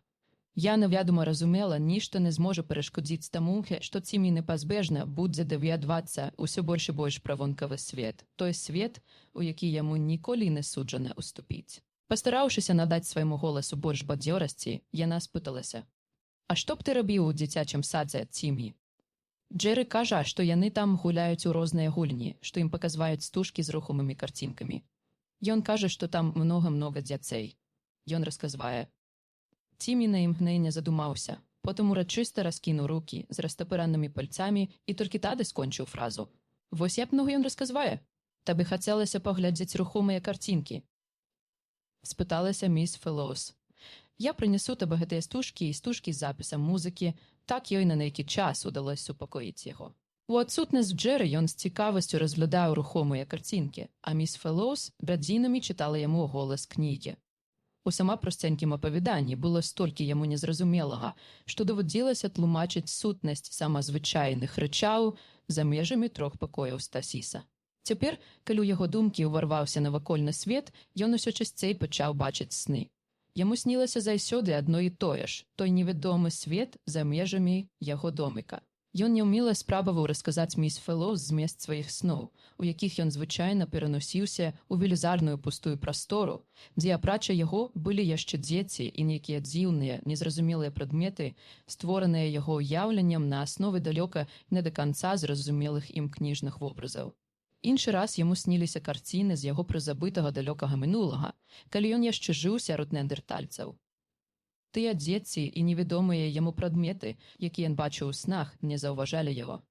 Хоць ён і адчуваў, што знаходзіцца з імі за межамі Стасіса, ён у той самы час разумеў, што не належыць таму свету і заставаўся заўжды ў страшэннай адзіноце, нібы і не пакідаў свайго пакоя. Прачынаўся ён заўсёды ў слязах. Спрабуючы супакоіць яго, міс Фэлоус старалася звесці яго расказы на жарты, смяялася з іх, але колькі начэй яна сама праплакала ў сваёй кватэры. Аднойчы, калі яна чытала ў голас, Цімі працягнуў руку да яе падбародка і, асцярожна прыўзняўшы яе твар ад кнігі, прымусіў яе зірнуць яму ў вочы. «Міс Фэлоус, адкуль вы ведаеце, што тут трэба гаварыць? Ты бачыш гэтыя значкі? Яны то і кажуць мне пра тое, што я потым ужо расказваю табе. З гэтых значкоў складаюцца словы». Узяўшы з яе рук кнігу, Цімі доўга з цікаўнасцю разглядаў літары. «Некаторыя значкі зусім аднолькавыя», – сказаў ён нарэшце. Яна засмяялася ад радасці, што ён такі кемлівы. «Правільна, хочаш я пакажу табе, як пісаць гэтыя значкі? Добра, пакажыце. Гэта будзе цікавая гульня». Ёй нават у галаву не прыйшло, што ён можа навучыцца чытаць. Да таго самага моманту, калі ён прачытаў ёй у голас кнігу, яна не хацела верыць у гэта. Праз некалькі тыдняў яна раптам асэнсавала ўсю велізарную важнасць гэтай надзеі, і яна была агаломшана. Сядзячы ў ёй на каленях, Цімі чытаю ёй у голас дзіцячую кнігу, не прапускаючы ні слова. Ён чытаў. Узрушаная, яна паднялася з крэсла і сказала: «Я хутка вярнуся, Цімі. Мне неабходна пабачыць доктара Хоскінса». Яе ахапіла на мяжу ўтрапёнасць і ўзбуджанасць. Ёй здалося, што цяпер ёй удасца нарэшце знайсці сродак зрабіць Цімі у нейкай меры шчаслівым. Калі Цімі нельга ўвайсці ў сучаснае жыццё, то само гэтае жыццё павінна ўвайсці ў яго трохпакаёвую турму, адлюстраваную ў кнігах, фільмах і гуках. Яму неабходна даць адукацыю, скарыстаўшы ўсе яго прыродныя здольнасці. Гэтым чалавецтва магло б хоць ніяк кампенсаваць тое зло, якое яно яму прычыніла. І Хоскінс быў у настроі, дзіўна падобным на яе настрой. Уся яго істота выпрамяньвала непрыкрытую радасць і трыумф. У праўленні кампаніі панавала незвычайнае ажыўленне, і міс Фэлоус, калі яна разгублена спынілася ў прыёмнай, нават падумала, што ёй не ўдасца сёння пагаварыць з Хоскінсам. Але ён заўважыў яе, і яго шырокі твар расплыўся ўсмешкай. «Хадзімце сюды, міс Фэлоус», – паклікаў ён. Ён хуценька дагаварыў штосьці па інтэркому і выключыў яго. «Вы ўжо чулі? Ну, вядома, вы яшчэ нічога не можаце ведаць. Мы ўсё-такі дабіліся свайго. Мы цяпер можам фіксаваць аб'екты з нядаўняга мінулага. Вы хочаце сказаць, што цяпер вы можаце перанесці ў наш час чалавека, які жыў ужо ў гістарычную эпоху?» – спыталася міс Фэлоус. «Вы абсалютна правільна мяне зразумелі. Толькі што мы зафіксавалі аднаго індывідуума, які жыў у 14 веку. Вы толькі явіце сабе ўсю важнасць гэтай падзеі. Каб вы толькі ведалі, я буду рады пазбавіцца нарэшце ад гэтай канцэнтрацыі ўсіх сіл на мезазойскай эры, якой здавалася, што мне не будзе канца, якое задавальненне атрымаю я ад замены палеантолагаў гісторыкамі. Вы, здаецца, штосьці хацелі паведаміць мне? Ну давайце выкладвайце, што ў вас там. Кажацца ж, вы засталі мяне ў добрым настроі і можаце атрымаць усё, што пажадаеце». «Я вельмі рада», – міс Фэлоус усміхнулася. «Мяне якраз цікавіць адно пытанне. Ці не маглі б вы распрацаваць сістэму адукацыі Цімі?» «Адукацыі? Якой яшчэ адукацыі?» «Ну, агульнай адукацыі. Я маю на ўвазе школу. Трэба даць яму мажлівасць вучыцца. Але ці можа ён вучыцца? Безумоўна, ён ужо вучыцца». Ёй падалося, што настрой у Хоскінса раптам рэзка пагоршаў. «Я нават не ведаю, што вам на гэта і адказаць, міс Фэлоус. Але ж вы толькі што паабяцалі, што выканаеце любую маю просьбу. Я гэта помню. На жаль, у дадзеным выпадку я зрабіў гэта неабдумана. Я думаю, што вы добра разумееце, міс Фэлоус, што мы не можам працягваць эксперымент з Цімі да бясконцасці». Ахопленая раптоўным жахам, яна глянула яму ў вочы, яшчэ не ўсвядоміўшы да канца сэнсу сказаных толькі што слоў. Што ён меў на ўвазе пад гэтым «не можам працягваць»? Яе раптам нібы азарыла. Яна ўспомніла прафесара Адаміўскага і мінерал, адасланы назад пасля 2 тыдняў яго знаходжання ў Стасісе. Але цяпер гаворка ідзе пра хлопчыка, а не пра абламак каменя. Хоскінсу відавочна было не па сабе. У выпадках, падобных на гэты, нават дзіцяці не трэба надаваць занадта вялікай увагі. Цяпер, калі мы спадзяёмся раздабыць людзей, што жылі ў гістарычную эпоху, нам спатрэбяцца ўсе памяшканні Стасіса. Яна ўсё яшчэ нічога не разумела. Але вы не зробіце гэтага. Цімі, ну-ну, не прымайце ўсё так блізка да сэрца, міс Фэлоус. Магчыма, Цімі прабудзе тут яшчэ некалькі месяцаў, і за гэты час мы пастараемся зрабіць яму ўсё, што ў нашых магчымасцях. Яна ўсё так жа моўчкі глядзела на яго. Ці хочаце вы чаго-небудзь выпіць, міс Фэлоус? Не, прашаптала яна, мне нічога не трэба. Ледзь усведамляючы, што робіць, яна з цяжкаццю паднялася на ногі і нібы ў кашмары выйшла з пакоя. Ты не памрэш, Цімі, думала яна. Ты не памрэш. З таго часу я неадступна мучила думка пра неабходнасць ніяк ухіліць Цімі ад гібелі. Але думаць гэта адно і зусім другое, ажыццявіць задуманае. Спачатку міс Фэлоус упарта трымалася за надзею, што спроба перанесці каго-небудзь з 19 стагоддзя ў наш час закончыцца поўнай няўдачай. Хоскінс мог дапусціць памылку, з пункту гледжання тэорыі эксперыменту маглі таксама выявіць пралікі ў метадзе яго ажыццяўлення. І тады ўсё засталася па-стараму. Астатняя частка чалавецтва спадзявалася, вядома, на супрацьлеглы зыхад, і міс Фэлоус насуперак розуму ўзненавідзела за гэта ўвесь свет. Ажыятаж, які ўзняўся вакол праекта сярэднявечча, дасягнуў найвялікшага напалу. Друк і грамадскасць згаладаліся па чым-небудзь надзвычайным. Акцыянерная кампанія Stasis Incorporated даўно ўжо не давала такой сенсацыі. Нейкі там новы камень альбо выкапнёвая рыба ўжо нікога не хвалявалі. А гэта было якраз тое, што трэба. Чалавек, які жыў ужо ў гістарычную эпоху, дарослы індывід, які гаворыць і на цяпер зразумелай мове. Той, хто дапаможа вучоным узнавіць невядомую дасюль старонку гісторыі. Той вырашальны час набліжаўся, і на гэты раз ужо не толькі трое на балконе павінны стаць сведкамі такое важнае падзеі. Цяпер увесь свет ператвараўся ў велізарную аўдыторыю, а тэхнічнаму персаналу Стасіса наканавана сыграць сваю ролю на вачах усяго чалавецтва. Сярод пачуццяў, што бушавалі ў душы ў міс Фэлоус, не было толькі аднаго. Яна не паддалася ўсеагульнаму псіхозу радаснага чакання. Калі Джэры прыйшоў, як звычайна, гуляць з Цімі, яна ледзь пазнала яго. Сакратарка, якая прывяла яго, кіўнула ёй дзеля прыліку галавой і пабегла. Яна спяшалася заняць добрае месца, адкуль ёй удасца сачыць за ўвасабленнем у жыццё праекта сярэднявечча. Міс Фэлоус з горыччу падумала, калі б дурненькае дзяўча прыйшло ў пару, яна таксама ўжо была б там, прытым у яе была больш важкая, чым простая цікаўнасць, прычына прысутнічаць пры даследзе. Міс Фэлоус, збянтэжана сказаў Джэры няўпэўнена, бачком набліжаючыся да яе і дастаючы з кішэні нейкі абрывак газеты. Што там у цябе, Джэры? Гэта фотаздымак Цімі. Міс Фэлоус уважліва паглядзела на Джэры, а потым хуценька вырвала з яго рук шматак газеты. Усеагульнае ўзрушэнне, выкліканае праектам сярэднявечча, абудзіла ў друку пэўную цікавасць і да Цімі. Джэры уважліва сачыў за яе тварам. Тут сказана, што Цімі – хлопчык-малпа. Што гэта значыць, міс Фэлоус? Яна схапіла яго за руку, з цяжкасцю стрымаўшы жаданне добра страсянуць яго. Ніколі не гавары так, Джэры. Ніколі. Ты разумееш гэта. Гэта брыдкае слова, і ты не павінен ужываць яго. Перапалоханы Джэры адчайна вырываўся з яе рук, раз'юша нарвала газету. А цяпер ідзі і гуляй з Цімі. Нарэшце прыйшла дзяўчына. Міс Фэлоус ніколі не бачыла яе.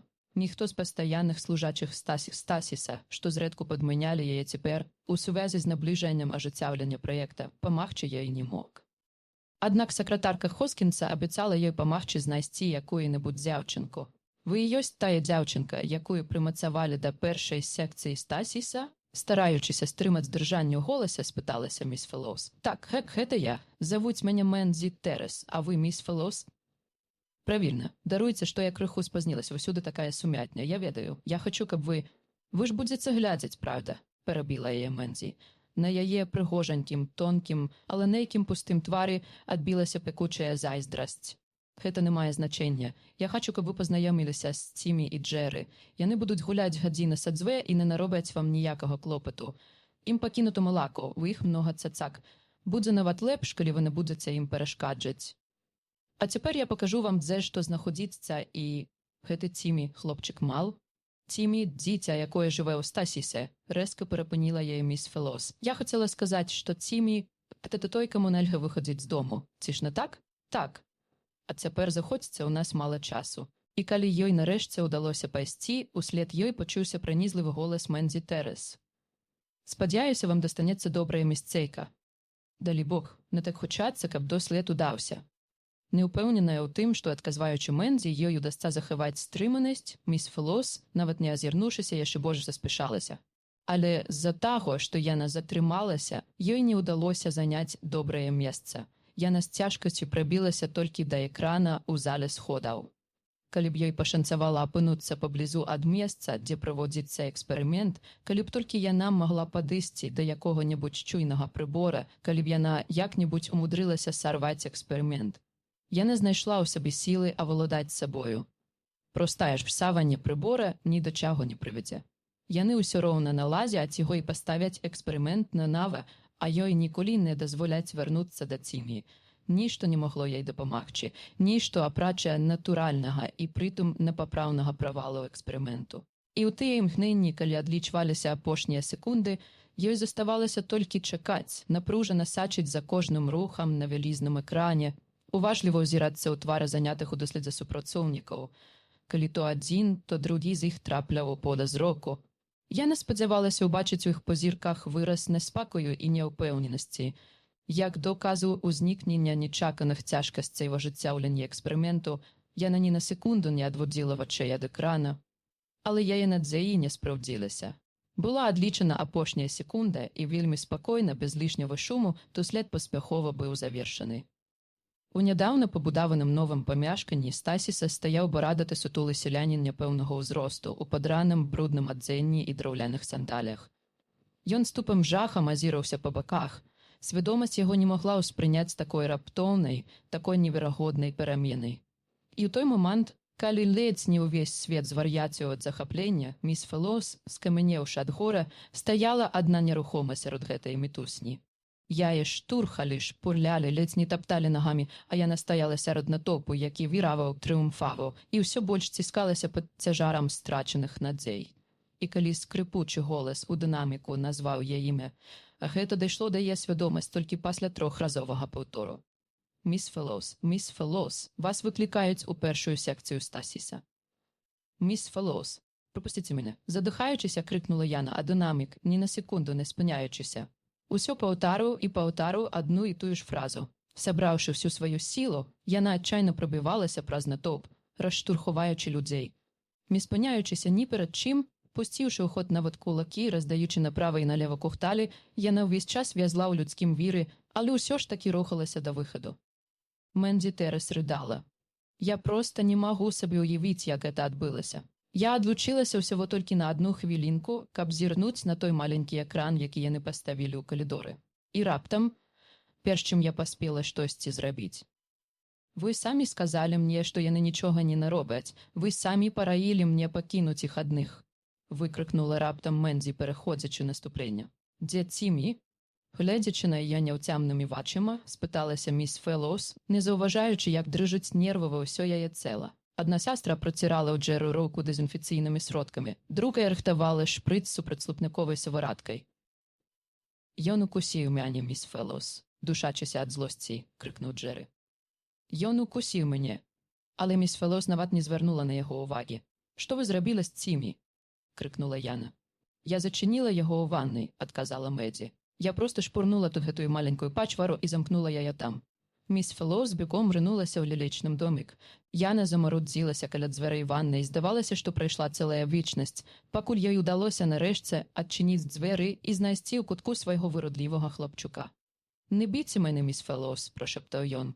Вочы яго пачырванелі, вусны дрыжалі. «Я не хацеў гэтага». «О, Цімі, чаму ты думаеш, што я буду цябе біць?» Падхапіўшы дзіця на рукі, яна моцна прытуліла яго да сябе. Яна сказала, што вы адлупцуеце мяне доўгай вярокай. Яна сказала, што вы будзеце мяне біць. Ніхто цябе не будзе біць. Вельмі нядобра было ёй так гаварыць. Але што здарылася? Што здарылася? Ён назваў мене хлопчиком Малпай. Ён сказаў, што я не сапраўдны хлопчык, што я жывёліна. З вачэй у Цімі паліліся слёзы. Ён сказаў, што не хоча больш гуляць з Малпаю. А я сказаў, што я не малпа. Потым ён сказаў, што я вельмі смешны, што я жахліва пачварны. Ён паўтарыў гэта многа-многа разоў, і я ўкусіў яго. Цяпер яны плакалі абое. Але ж ты ведаеш, Цімі, што гэта неправда, усхліпваючы, сказала міс Фэлоус, і ты сапраўдны хлопчык. Ты сама сапраўдны і сама харошы хлопчык на свеце, і ніхто ніколі цябе ў мяне не адбярэ. Цяпер ёй лёгка было адважыцца. Яна нарэшце ведала, што трэба рабіць. Але дзейнічаць трэба было хутка. Хоскінс не будзе больш чакаць, пацярпеў уже яго сын. Гэта павінна адбыцца ноччу, сёння ноччу, калі амаль усе служачыя Стасіса будуць альбо спаць, альбо весяліцца ў сувязі з паспяховым ажыццяўленнем праекта сярэднявечча. Яна вернецца ў Стасіс у нязвычны час, але ж гэта здаралася і раней. Ахоўнік добра ведае яе, і яму нават у галаву не прыйдзе патрабаваць ад яе нейкіх тлумачэнняў. Ён і ўвагі не зверне на тое, што ў яе ў руках будзе чемадан. Яна разоў колькі прарэпетыравала гэтую такую простую фразу «Гульні хлопчыкам», а ўслед за ёй спакойную усмешку. І ён паверыў. Калі яна зноў паявілася ў памяшканні доміка, Цімі яшчэ не спаў, і яна, як магла, старалася павадзіць сябе так, як зайсёды, каб не перапалохаць яго. Яна пагаварыла з ім пра яго сны і выслухала яго распыты пра Джэры. І потым яе ўбачаць немногія, і нікому не будзе ніякай цікавасці да таго клунка, які яна будзе насці. І Цімі будзе павадзіць сябе вельмі спакойна, а потым усё астатняе стане фэйта компі. Задуманае здзейсніцца, і які толк спрабаваць выправіць тое, што ўжо адбылася. Ёй дадуць магчымасць жыць. Ім абаім будзе падаравана жыццё. Яна адчыніла чемадан і выцягнула з яго паліто. Шарсцяную шапку з навушнікамі і яшчэ сёе-тое. «Міс Фэлоус, чаму вы надзяваеце на мяне ўсе гэтыя рэчы?» Устрывожыўшыся, спытаўся Цімі. «Я хочу вывесці цябе адсюль, Цімі. Мы адправімся ў краіну тваіх сноў», адказала Яна. «Маіх сноў?» Яго твар засвяціўся радасцю, але ён яшчэ не мог цалкам пазбыцца страху. «Не бойся, ты будзеш са мной. Ты не павінен баяцца, калі ты са мной. Праўда, Цімі?» «Праўда, міс Фэлоус». Ён прытуліўся да яе галокай і, абняўшы яго, Яна адчула пад рукой біццё яго маленькага сэрца. Надышла поўнач. Міс Фэлоус узяла Цімі на рукі, выключыла сігналізацыю і асцярожна адчыніла дзверы. І тут з яе грудзей вырваўся крык жаху. Яна апынулася тварам у твар з Хоскінсам, які стаяў на парозе. З ім былі яшчэ двое, і, убачыўшы яе, ён быў агаломшаны не менш, чым Яна сама. Міс Фэлоус апомнілася на нейкую долю секунды раней за яго і паспрабавала хуценька проскочыць каля яго. Але, нягледзячы на гэты выйгрыш у часе, ён усё-такі апярэдзіў яе. Ён груба схапіў яе і адштурхнуў назад у глыбіню пакоя да шафы. Ён знакам загадаў астатнім увайсці ў пакой і сам стаў каля выхаду, засланіўшы дзверы. Гэтага я не чакаў. «Вы зусім звар'яцелі». Калі Хоскінс штурхануў яе, яна паспела павярнуцца так, што ўдарылася аб шафу плечом, і Цімі амаль не ўдарыўся. «Што здарыцца, калі я вазьму яго з сабой, доктор Хоскінс?» Як малітву вымавіла яна. «Няўжо страта энергіі вам даражэй за чалавечае жыццё?» Хоскінс рашуча вырваў яе з рук Цімі. Страта энергіі ў такіх памерах прывяла б да страты многіх мільёнаў даляраў у кішэнях укладчыкаў. Гэта катастрафічна затармазіла б работы, якія вядзе акцыянерная кампанія Stasis Incorporated. Гэта азначала б, што ўсім і кожнаму стала б вядомая гісторыя жаласлівай медсястры, якая прычыніла каласальныя страты кампаніі ў імя ўратавання хлопчыка Малпы. «Хлопчык Малпа!» У бессільным адчаі ўсклікнула міс Фэлоус. Пад такім прозвішчам ён фігураваў бы ў апісаннях гэтай падзеі. А тым часам адзін з тых, хто прыйшоў з Хоскінсам, пачаў працягваць праз адтуліны ў верхняй частцы сцяны нейлонавы шнур. Міс Фэлоус успомніла шнур, што вісеў на вонкавай сцяне камеры з абломкам каменя прафесара Адамеўскага, той шнур, за які некалі таргануў Хоскінс. «Не!» – закрычала яна. Але Хоскінс апусціў Цімі на падлогу і, асцярожна зняўшы з яго паліто, сказаў: «Заставайся тут, Цімі, з табой нічога не здарыцца. Мы толькі выйдзем на хвілінку спакоп, добра?» Цімі збылеў, яму заняла мову, аднак ён знайшоў у сабе сілы сцвярджальна кіўнуць галавой. Хоскінс вывеў міс Фэлоус з лялечнага доміка, трымаючыся на всякі выпадак ззаду. На нейкі міг міс Фэлоус страціла здольнасць супраціўляцца. Яна тупа сасачыла за тым, як замацавалі на сцяне канец шнура. «Мне вельмі шкада, міс Фелос», – сказаў Хоскінс. «Я ахвотна пазбавіў бы вас гэтага відовішча. Я хацеў гэта зрабіць ноччу, каб вы даведаліся пра ўсё ўжо пасля. І ўсё з-за таго, што перапала вашаму сыну, які замучыў гэтае дзіця так, што яно ўжо не змагло валадаць сабой? Паверце мне, што не ў гэтым прычына. Мне зразумела, што тут сёння адбылася, і я ведаю, што ва ўсім вінаваты Джэры». Але гэтая гісторыя ўжо набыла розгалас, ды інакш і быць не магло пры такой колькасці карэспандэнтаў, якія сабраліся тут у такі дзень. Я не магу рызыкаваць і дапусціць, каб ілжывыя чуткі пра нашу неахайнасць і так званых дзікіх неандертальцаў трапілі ў друк і прынізілі значэнне поспеху праекта сярэднявечча. Так ці інакш, Цімі ўсё роўна павінен неўзабаве знікнуць. Дык чаму б яму не знікнуць цяпер, стрымаўшы тым самым імпэт ахвотнікаў да сенсацый і зменшыўшы тую колькасць бруду, які яны на нас пастараюцца выліць. Але ж гэта не тое самае, што адправіць у мінулае асколак каменя. Вы заб'яце чалавека. Гэта не забойства, ён нічога не адчуе, ён проста зноў стане хлопчыкам-неандертальцам і трапіць у сваё звыклае асяроддзе. Ён не будзе больш чужынцам, асуджаным на вечнае зневе, ён будзе жыць свабодным жыццём. Якое ж гэта жыццё? Яму ўсяго 7 гадоў, і ён прывык, каб яго кармілі, адзявалі, аберагалі. Ён будзе адзінокі, за гэтыя ж 4 гады яго племя магло пайсці з таго месца, дзе ён яго пакінуў.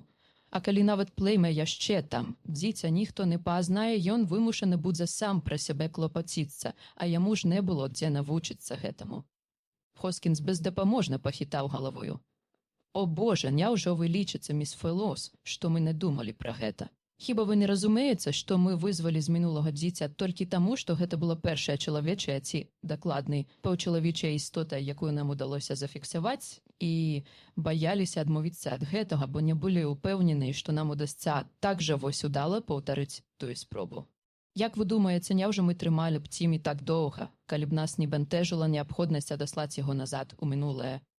Мы робім гэта цяпер таму», у яго голасе загучала рашучасць адчаю, што мы не можам больш чакаць. Цімі можа паслужыць прычынай той шуміхі, якая скампраметуе нас. Мы цяпер на парозе вялікіх адкрыццяў, і мне вельмі шкада, міс Фелоус, але мы не можам дапусціць, каб Цімі перашкодзіў нам. Не можам. Я вельмі шкадую, міс Фелоус, але гэта так. «Ну што ж», – журботна вымовіла міс Фелоус, «дазвольце мне хоць развітацца з ім. Дайце мне 5 хвілін, я больш нічога не прашу». «Ідзіце», – пасля пэўнага вагання сказаў Хоскінс. Цімі кінуўся яе насустрач. Апошні раз ён падбег да яе, і яна апошні раз прытуліла яго да сябе. Нейкае імкненне яна моўчкі туліла яго, сціскала ў абдымках. Потым падсунула нагою да сцяны табурэтку і села. «Не бойся, Цімі. Я нічога не баюся, калі вы са мною, міс Фелос. Гэты чалавек вельмі злуецца на мяне той, што застався за дзвярыма. Не. Ён проста нас з табою не разумее. Цімі, ты ведаеш, што такое маці? Гэта як мама ў Джэры? Ён расказваў табе пра сваю маці. Зрэдку. Мне здаецца, што маці – гэта жанчына, якая пра цябе клапоціцца, якая да цябе добра ставіцца і робіць табе шмат добрага. Правільна. А табе калі-небудзь хацелася мець маці, Цімі? Цімі адкінуў галаву, каб убачыць яе твар. Ён паволі процягнуў руку і пачаў гладзіць яе па шчацэ і валасах, як накалі даўным-давно, ў першы дзень яе з'яўлення ў Стасісе, яна сама гладзіла яго. «А хіба ты не мая маці?» – спытаўся. «От, Цімі, вы злуйцеся, што я так спытаўся. Не, што ты, вядома, не. Я ведаю, што вас завуць міс Фелоус, але іншы раз я сам заву вас мамай. У гэтым няма нічога кепскага». «Не, я ніколі не пакіну цябе, і з табой нічога не здарыцца. Я зайсёды буду з табой, зайсёды буду клапаціцца пра цябе. Скажы мне, мама, але так, каб я чула». «Мама», – задаволена вымавіў Цімі, прытуліўшыся шчакою да яе твару. Яна паднялася і, не выпускаючы яго з рук, узлезла на табурэтку. Яна ўжо не чула шуму і крыку за дзвярыма. Свабоднай рукой Яна схапілася за працягнуты ў сцяне шнур і ўсім цяжарам павісла на ім. Стасіс быў прарваны. Пакой апусцеў.